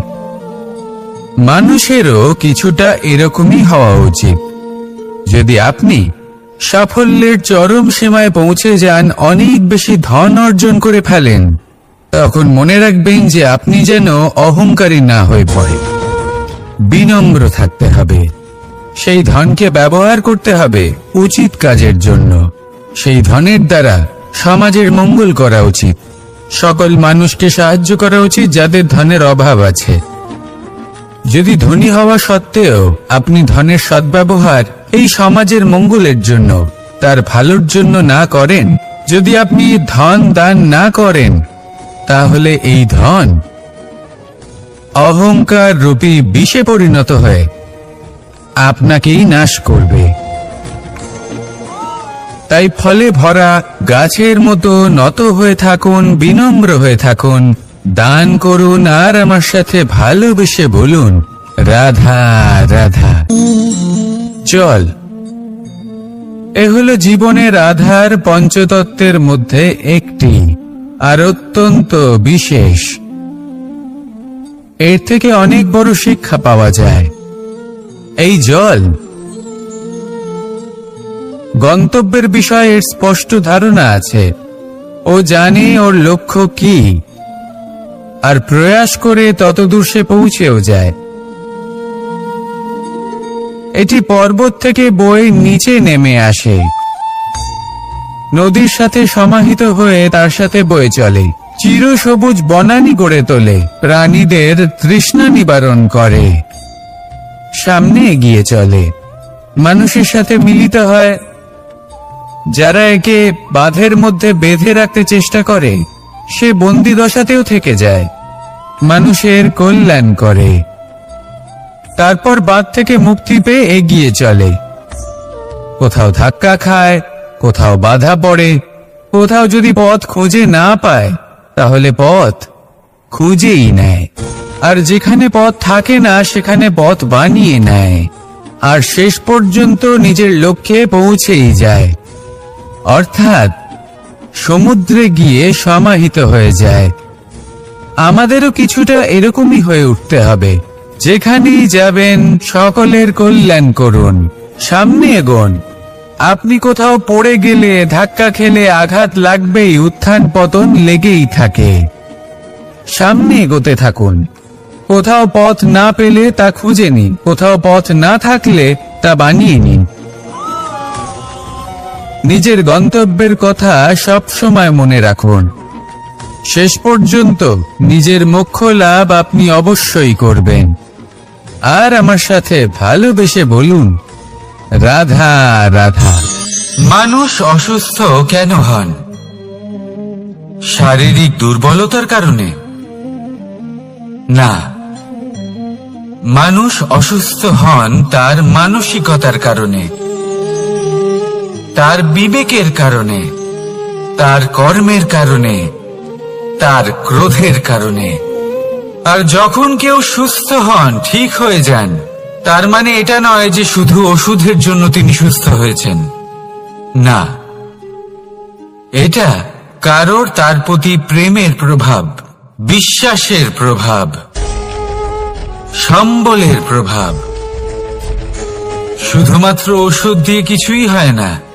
যদি মনে প্রেম থাকে, বিবেক থাকে, বিশ্বাস থাকে, সম্বল থাকে, তবেই সেই ওষুধ কাজ করতে পারে। তাই মনে রাখবেন, এই জীবন হলো অত্যন্ত ছোট। মনে প্রেম ভাব রাখুন, মিত্রতা করুন, শত্রুতা নয়, ভালোবাসুন, বিদ্বেষ নয়। আর এই ভালোবাসার সাথেই বলুন, রাধা রাধা। জীবন, এই জীবনের সত্য কি? জন্ম, যেখান থেকে জীবন আরম্ভ হয়, নাকি সমাপ্তি? মৃত্যু, যেখানে জীবন শেষ হয়ে যায়। জীবনের সত্য এটা নয়, সবকিছু এটা নয়। ভালো করে ভেবে দেখলে কিছুই যায় আসে না যে আপনার জন্ম কোথায় হয়েছে, কিভাবে হয়েছে। এতেও কিছু যায় আসে না যে আপনার মৃত্যু কোথায় হবে, কিভাবে হবে। যায় আসে তখন, গুরুত্বপূর্ণ হলো এটাই যে জীবন আপনি যাপন করেছেন তার উদ্দেশ্য কি ছিল, কি ভাবনা নিয়ে আপনি বেঁচেছেন। এখন যদি আপনি এমন কিছু করেন যার দ্বারা এই সংসার আপনার থেকে জীবন যাপনের প্রেরণা পেতে পারে, মৃত্যুর পরেও আপনার কর্ম দেখে তা স্মরণ করে জীবনে বাঁচতে শেখেন, তাহলে তার তাৎপর্য হলো আপনি নিজের কর্মের দ্বারা, নির্বাচনের দ্বারা অমর হয়ে গেছেন। দেখুন, জীবনে দুশ্চিন্তা করা হলো বৃথা, মৃত্যুর ভয়ও হলো বৃথা। কারণ আত্মা কখনো মরে না, তাকে কেউ শেষ করতে পারে না। না কাল, না মৃত্যু, আর না সময়। যদি এমন কিছু থাকে যা আপনার আত্মাকে শেষ করে দিতে পারে, তাহলে তা আপনারই নিজের দুষ্কর্ম। তাই এই যে জীবনকাল আপনার কাছে রয়েছে, তাতে শুধু শুভ কর্ম করুন, দুশ্চিন্তা করা ত্যাগ করুন। এমন কর্ম করুন যা দেখে সংসার উচিত পথে চলে আসবে, শুভ কর্ম করবে।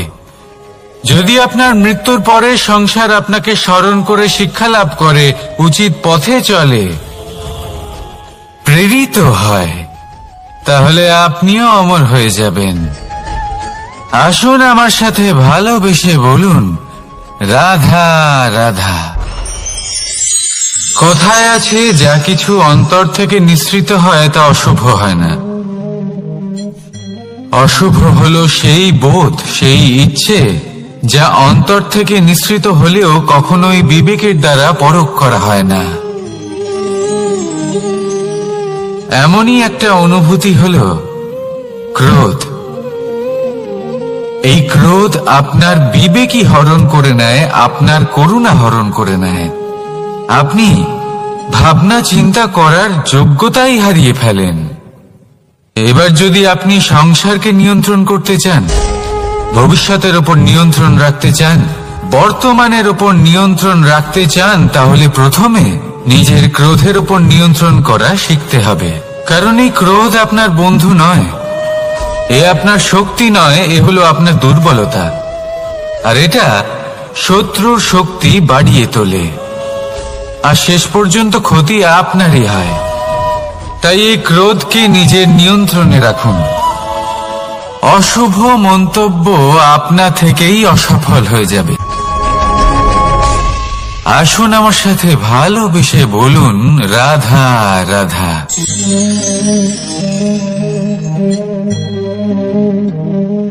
প্রশান্তি জড়িত নিদ্রা মানুষের জীবনের একটা অত্যন্ত গুরুত্বপূর্ণ সুখ এবং প্রয়োজনীয়তাও। দেখতে গেলে এই সংসারের প্রত্যেক পশু পাখি, প্রত্যেক জীব অবশ্যই নিদ্রা প্রাপ্ত করেন, কিন্তু মানুষ, যার মধ্যে বিচার বিবেচনা করার শক্তি অন্যদের থেকে অনেক বেশি, তার কিন্তু ঘুমের কিছু সমস্যা অবশ্যই হয়। কি বলেন? তাই তো। এবার এর কারণ কি? চিন্তা। এবার চিন্তা আমাদের সবার জীবনে আছে। আমরা সকলে জানি যে চিন্তা কখনো আমাদের সাহায্য করে না, তাও আমাদের জীবনে আছে। কেন? চিন্তার মাধ্যমে কি কখনো কোনো সমস্যার সমাধান হয়েছে?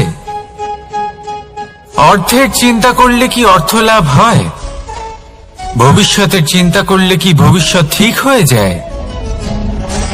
স্বাস্থ্যের চিন্তা করলে কি স্বাস্থ্য নিজে থেকেই ঠিক হয়? হয় না।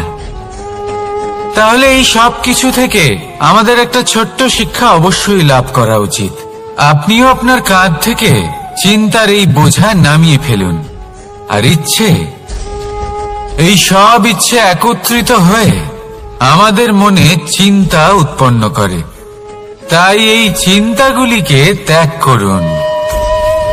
প্রকৃতির প্রেমের ওপর বিশ্বাস রাখুন।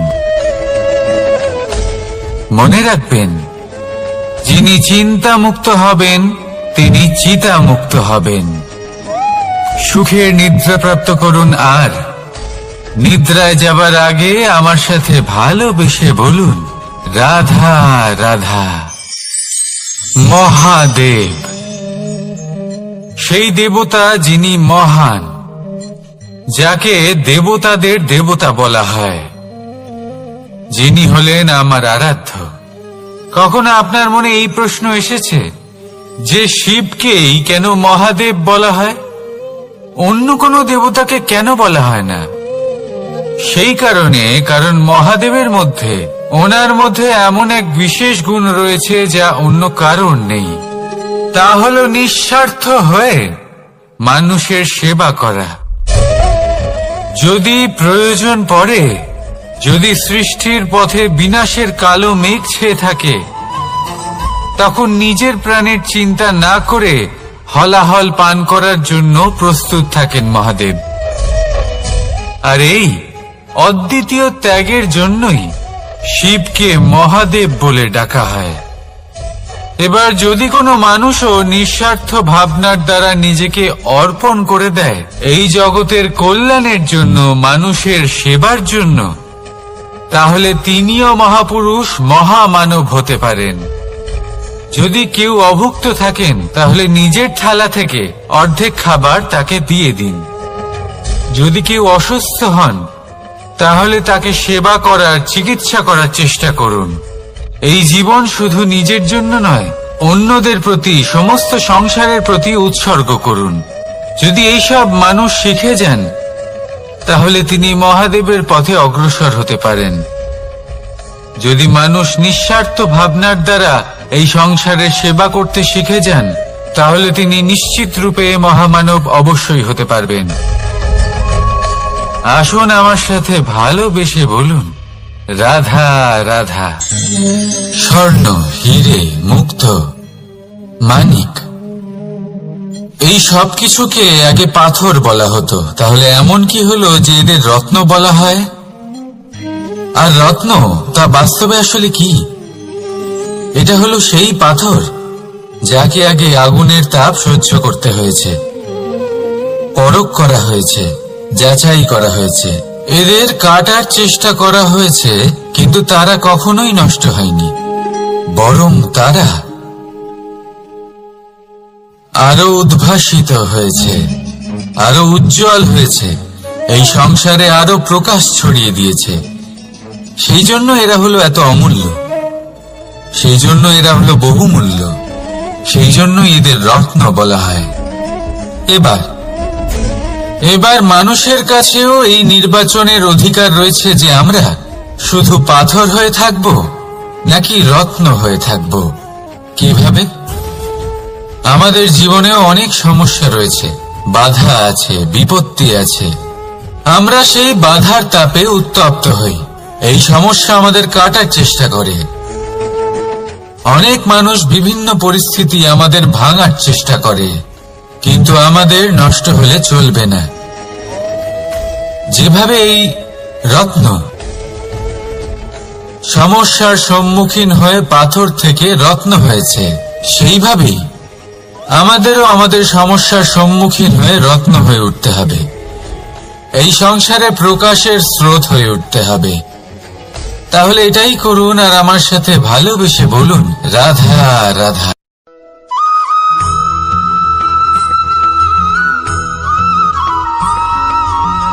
আমরা যখনই কোনো যাত্রায় যাব বলে মনে করি, তখনই আমরা প্রস্তুত থাকি আসন্ন বিপদের জন্য বা সংকটের জন্য। যেমন যদি আমাদের মনে হয় যে আজকের পরিবেশ খুব ঠান্ডা হবে, তাহলে আমরা গরম বস্ত্র ধারণ করি বা সেটাকে সাথে নিয়ে যাই। যদি মনে হয় যে বৃষ্টি হতে পারে বা বৃষ্টি হয়ে চলেছে, আমরা দেখছি, তাহলে আমরা একটা ছাতা সাথে নিয়ে নিই। আমরা প্রস্তুত থাকতে চাই এবং এটাই উচিত, এবং সেই কারণেই আমরা যাত্রায় সাফল্য লাভ করি। কিন্তু যদি আমরা কথা বলি জীবনযাত্রা নিয়ে, যা কিনা সব থেকে বেশি গুরুত্বপূর্ণ, তাহলে তার জন্য আমরা পূর্ণরূপে প্রস্তুত থাকি না। আশেপাশের মানুষ, এই সমাজ, আমাদের সাথী, আমাদের মিত্ররা যে কোনো মুহূর্তে বদলে যেতে পারেন। সেই জন্য আমরা নিজেদেরকে কখনো সাবধান করি না, কখনোই নিজেদের প্রস্তুত করি না। আমাদের এটা কখনোই মনে হয় না যে এরকম হতে পারে, আর সেই কারণেই শেষে গিয়ে আমরা অত্যন্ত দুঃখ পাই। একটা অমূল্য শিক্ষা আছে যেটা আমাদের লাভ করা উচিত, সতর্ক থাকা উচিত।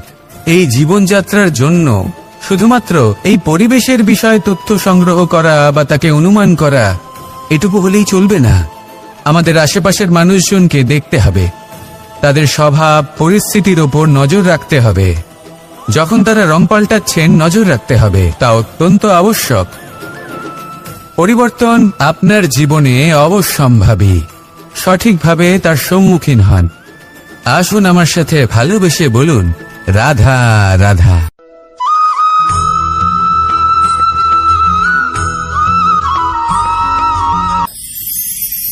ঈশ্বর আসলে কে? সংসারের বেশিরভাগ মানুষের কাছে ঈশ্বর হলেন এই সংসারের রচয়িতা, পালনকর্তা। কারোর কাছে উনি জ্ঞাতা, কারোর কাছে উনি হলেন আস্থার প্রতীক, আবার কারোর জন্য শুধুমাত্র অন্ধ বিশ্বাস। কিন্তু এই ঈশ্বর কি কোনো শরীর, নাকি একটা বোধ, নাকি শুধুই শ্রদ্ধা? ঈশ্বর হলেন তিনি যিনি হলেন আপনার ইষ্ট। সেই জন্যই তো গুরু, মাতা, পিতা এনাদেরও ঈশ্বরই বলা হয়েছে।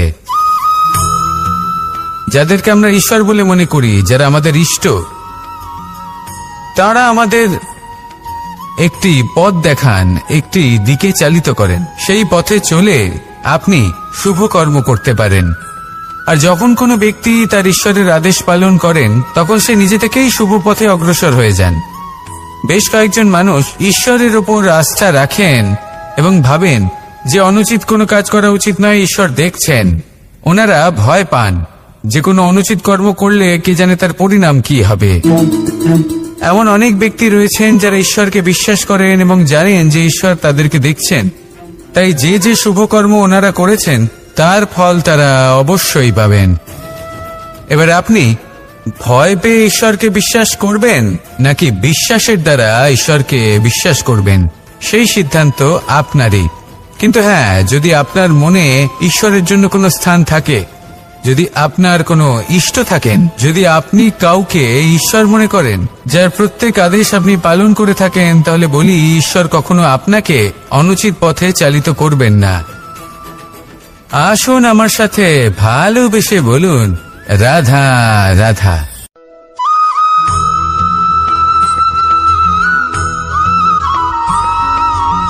আমি রথে যাত্রা করি, তাতে বারবার পথে থামি আর দেখি যে আমি অনুচিত দিকে যাচ্ছি না তো, আমি উচিত পথেই যাচ্ছি তো। কারণটা কি? কারণ হলো যাতে আমি পথভ্রষ্ট না হয়ে যাই। জীবনযাত্রাতেও এটাই প্রয়োজন। জীবনযাত্রায় ভোগবিলাসের পথে হারিয়ে যাওয়া খুব সহজ।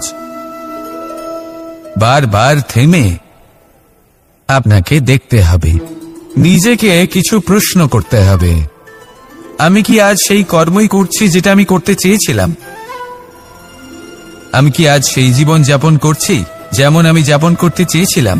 যদি এই প্রশ্নগুলোর উত্তর হ্যাঁ হয়, তাহলে এগোতে থাকুন, নয়তো থেমে যান এবং বিচরণ করুন। মনে রাখবেন, এই সংসার অত্যন্ত জটিল আর এতে হারিয়ে যাওয়া অত্যন্ত সরল। সেই জন্য নিজে থেকে বারবার থামা এবং জীবন চিন্তন করা অত্যন্ত আবশ্যক। তাহলে সেটাই করুন আর আমার সাথে ভালোবেসে বলুন, রাধা রাধা।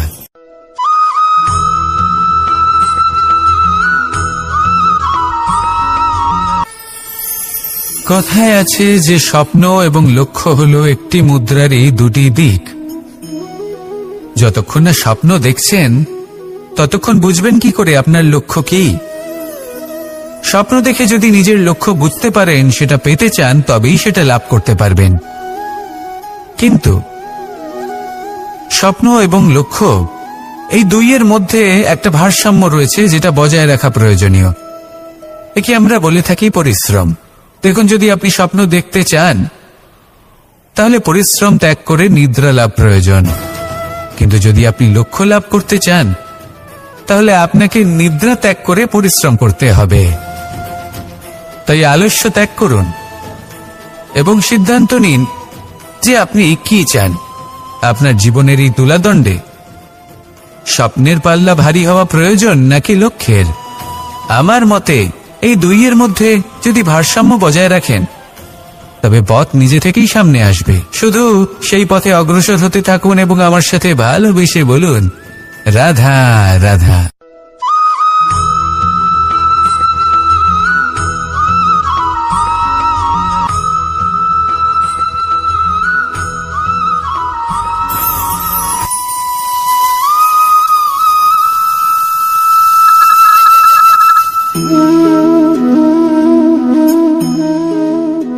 মোহনের বাঁশির এই সুর, এই সঙ্গীত কার না পছন্দ হয়? সবারই খুব ভালো লাগে। এবার এই সুর আসে কোথা থেকে? কেউ বলবেন কৃষ্ণের হৃদয় থেকে। সত্য কথা, এই সুর হৃদয় থেকে নির্গত হয় এবং প্রকট হয় এই বাঁশি থেকে। এই বাঁশিটাকে দেখুন, এই ছিদ্রগুলি দেখুন, প্রত্যেকটা সুর থেকে নিজস্ব একটা স্বর নির্গত হয়। এবার যে ব্যক্তি এই সমস্ত সুর এবং স্বর বুঝতে পারেন, এতে নিপুণ, তিনি এই বাঁশির দ্বারা যে সুর নির্গত করবেন তা তো মধুর অবশ্যই হবে। এবার জীবনের সাথেও কিছুটা এরকমই ঘটে। জীবনের কিছু নীতি থাকে, অর্থ, কুটুম্ব এবং আধ্যাত্মিক। যদি জীবনের প্রত্যেকটা মুহূর্ত সুখময় হয় এরকম আপনি চান, তাহলে এই তিনটি নীতিতে আপনাকে নিপুণ হতে হবে। কোনো একটি বিশেষ নীতির প্রতি যদি আপনি বেশি ঝুঁকে পড়েন, তাহলে বাকি দুই নীতি থেকে যা সুখ লাভ করা সম্ভব তা পারবেন না। ধন অর্জন করতে হবে পরিবারের জন্য, পরিবারের সুখ মনের শান্তির জন্য, মনে শান্তির প্রয়োজন মনের শুদ্ধতার জন্য। যখন এই মন শুদ্ধ হবে, জীবন শুদ্ধ হবে, পবিত্র হবে, সুন্দর হবে এবং ভালোবেসে বলবে রাধা রাধা।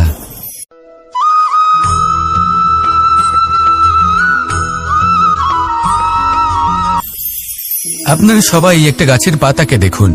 যতক্ষণ পর্যন্ত ও গাছের সাথে মানে গাছের ডালের সাথে জুড়ে থাকে সে সবুজ থাকে, বাতাসের সাথে সে নড়তে থাকে। যতক্ষণ পর্যন্ত ও সূর্য থেকে পাওয়া রশ্মির শক্তি গাছে পৌঁছে দেয় ততক্ষণ ও ডালের সাথে যুক্ত থাকে। কিন্তু যখন সেই পাতা শুকিয়ে যায় তখন তার কোনো গুরুত্ব থাকে না। সেই পাতা গাছের ডালে এবং বৃক্ষের কাছে বোঝা হয়ে থেকে যায়। এবং এমন এক সময় আসে যখন সেই ডালটি শুকনো সেই পাতাকে পরিত্যাগ করে। এটাই আমরা এই প্রকৃতিতে দেখি এবং এটাই হলো সত্য। আর এটাই আমাদের জীবনে খুব বড় একটা শিক্ষা।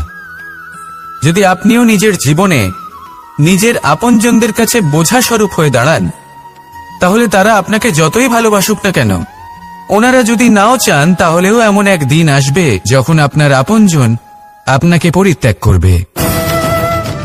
সেই জন্য সবসময় আত্মনির্ভর হয়ে ওঠার চেষ্টা করুন, নিরন্তর পরিশ্রম করতে থাকুন, কারোর উপর বোঝা হয়ে থাকবেন না, বরং তার সাথে মিলে দায়িত্ব পালন করুন। এমনটা করবেন তাহলে আপনার সম্মানও বজায় থাকবে এবং সম্পর্কের মধ্যে আপনার মূল্যও বজায় থাকবে। আসুন আর আমার সাথে ভালোবেসে বলুন রাধা রাধা।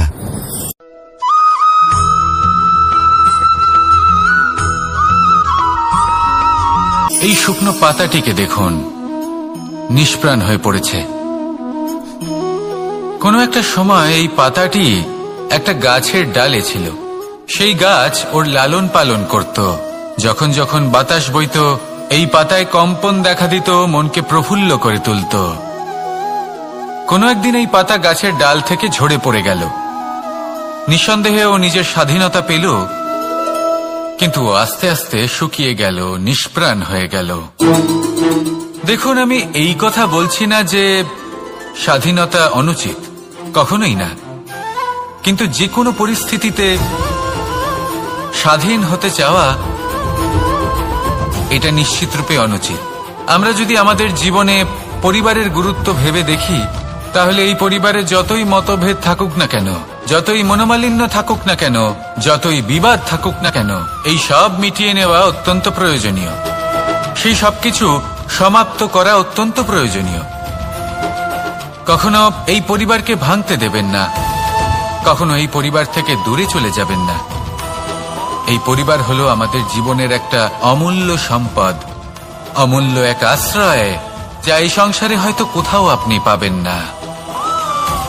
তাই একে আগলে রাখুন।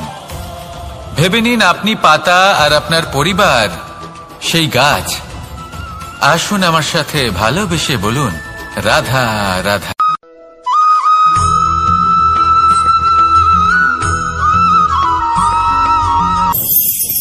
প্রেম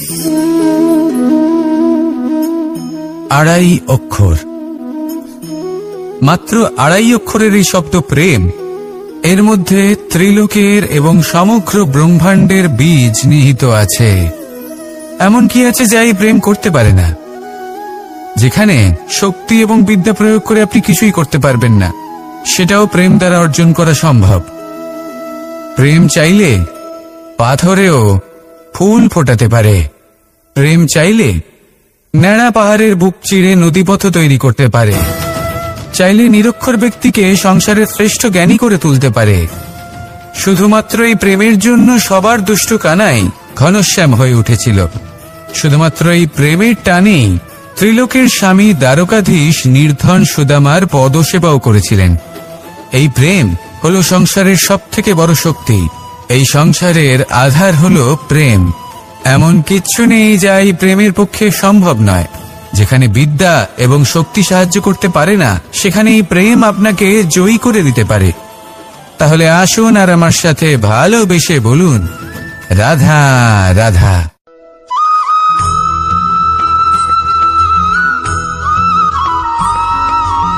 দীপাবলি আমাদের সবথেকে বড় উৎসব। শ্রীরাম রাবণকে পরাস্ত করে 14 বছরের বনবাস কাটিয়ে আবার অযোধ্যায় ফিরে এলেন অমাবস্যার রাত্রে। অযোধ্যায় সবাই খুব প্রসন্ন ছিলেন, খুবই উৎসাহিত ছিলেন। অযোধ্যায় সহস্র প্রদীপ প্রজ্বলিত করা হয়েছিল এই উৎসবে। একে আমরা দীপাবলি বলে থাকি।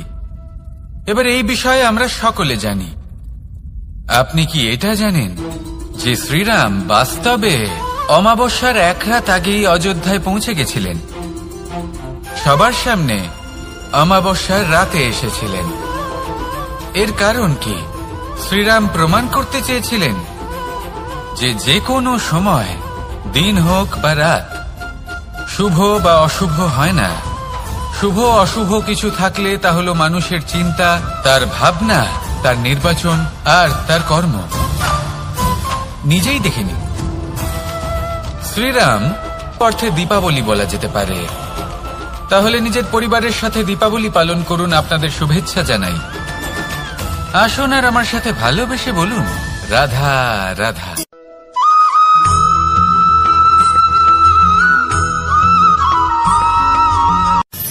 মানুষের এই জীবন, মানুষ জন্ম নেয়, একটা নির্দিষ্ট সময়ের পরে এই সংসার ত্যাগ করে চলেও যায়। এবার শুধু এটাই আবশ্যক নয় যে এই জীবনকালকে আপনি যাপন করবেন, শুধু এটাই গুরুত্বপূর্ণ নয়। আবশ্যক এবং গুরুত্বপূর্ণ হলো এটা যে এই জীবনকালে আপনি এমন কিছু করেন যাতে এই সংসারের মঙ্গল হয়, যাতে এই সংসার আপনাকে মনে রাখে, আপনার থেকে প্রেরিত হয়, আপনার মতো হতে চায়। প্রত্যেক বছর আপনার জন্মতিথির অপেক্ষা করে, এমনভাবে আপনার জন্মদিন পালন করে যাতে সেটা মহোৎসবের আকার ধারণ করে। এবার এই জন্মদিন এমনি এমনি মহোৎসবে পরিণত হয় না। তখন হয় না যখন কোনো ব্যক্তি রাজার রূপে বা কোনো গোয়ালার রূপে জন্মগ্রহণ করে। তখন পরিণত হয় যখন একজন মানুষ জন্মগ্রহণের পরে এই সংসারকে কোনো শিক্ষা দিয়ে যান। কিভাবে একজন মানুষ গোয়ালা থেকে রাজা হতে পারে, কিভাবে একজন মানুষ অসত্য থেকে সত্যের পথে চলতে শুরু করেন, অধর্ম থেকে ধর্মের পথে চালিত হতে পারেন, কিভাবে অন্ধকার থেকে প্রকাশের দিকে যেতে পারেন, কিভাবে নিজের আত্মাকে পরমাত্মার সাথে মিলিত করতে পারেন। তা সে রামনবমী হোক বা জন্মাষ্টমী হোক, তাদের জীবনের সাথে জড়িত প্রত্যেক মুহূর্ত একটা পরবের আকার ধারণ করে। তাহলে আপনিও এইভাবে নিজের জীবন যাপন করতে থাকুন। এই সংসারে শুধু ভালোবাসা বিতরণ করুন, কিছুটা এমন ভাবে বিতরণ করুন যাতে আপনি এই সংসার থেকে চলে যাওয়ার পরেও এই সংসারে আপনি শুধুই ভালোবাসা বিতরণ করতে পারেন। যদি আপনি এরকম করেন, সংসারকে প্রেরণা দেন, তাহলে আপনার জীবনও রাধা কৃষ্ণের প্রেমের মতোই অলৌকিক এবং দৈব হয়ে উঠবে। আসুন আর আমার সাথে ভালোবেসে বলুন, রাধা রাধা।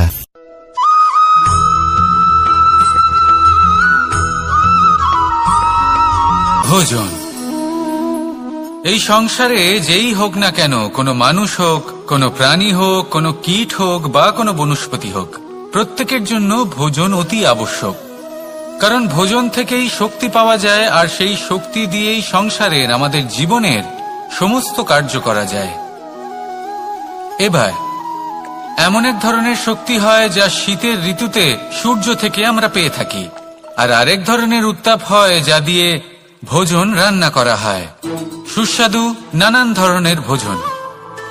এবার অত্যন্ত গুরুত্বপূর্ণ হলো যে ব্যক্তি সেই ভোজন বানাচ্ছেন তার মানসিক পরিস্থিতি এবং সেই ব্যক্তি যিনি ভোজন গ্রহণ করছেন তার মানসিক অবস্থা। যখনই আপনি ভোজন বানাচ্ছেন তখন ভালোবাসার সাথে কাজটা করুন, ধনাত্মক ভাব নিয়ে, সৎ ভাবনার সাথে। কারণ আপনার এই মানসিক স্থিতি শক্তির আকারে সেই খাদ্যের সাথে মিলেমিশে যায়।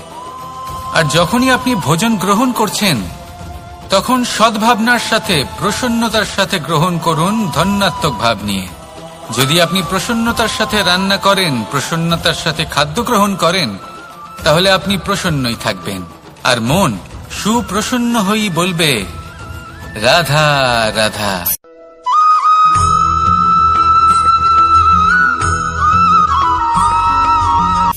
কথায় আছে সংসারে নাকি সকল রোগের ওষুধ আছে। যদি আপনি নিজের শরীরকে ভালোবাসেন তাহলে ব্যায়াম করুন। যদি নিজের নিঃশ্বাস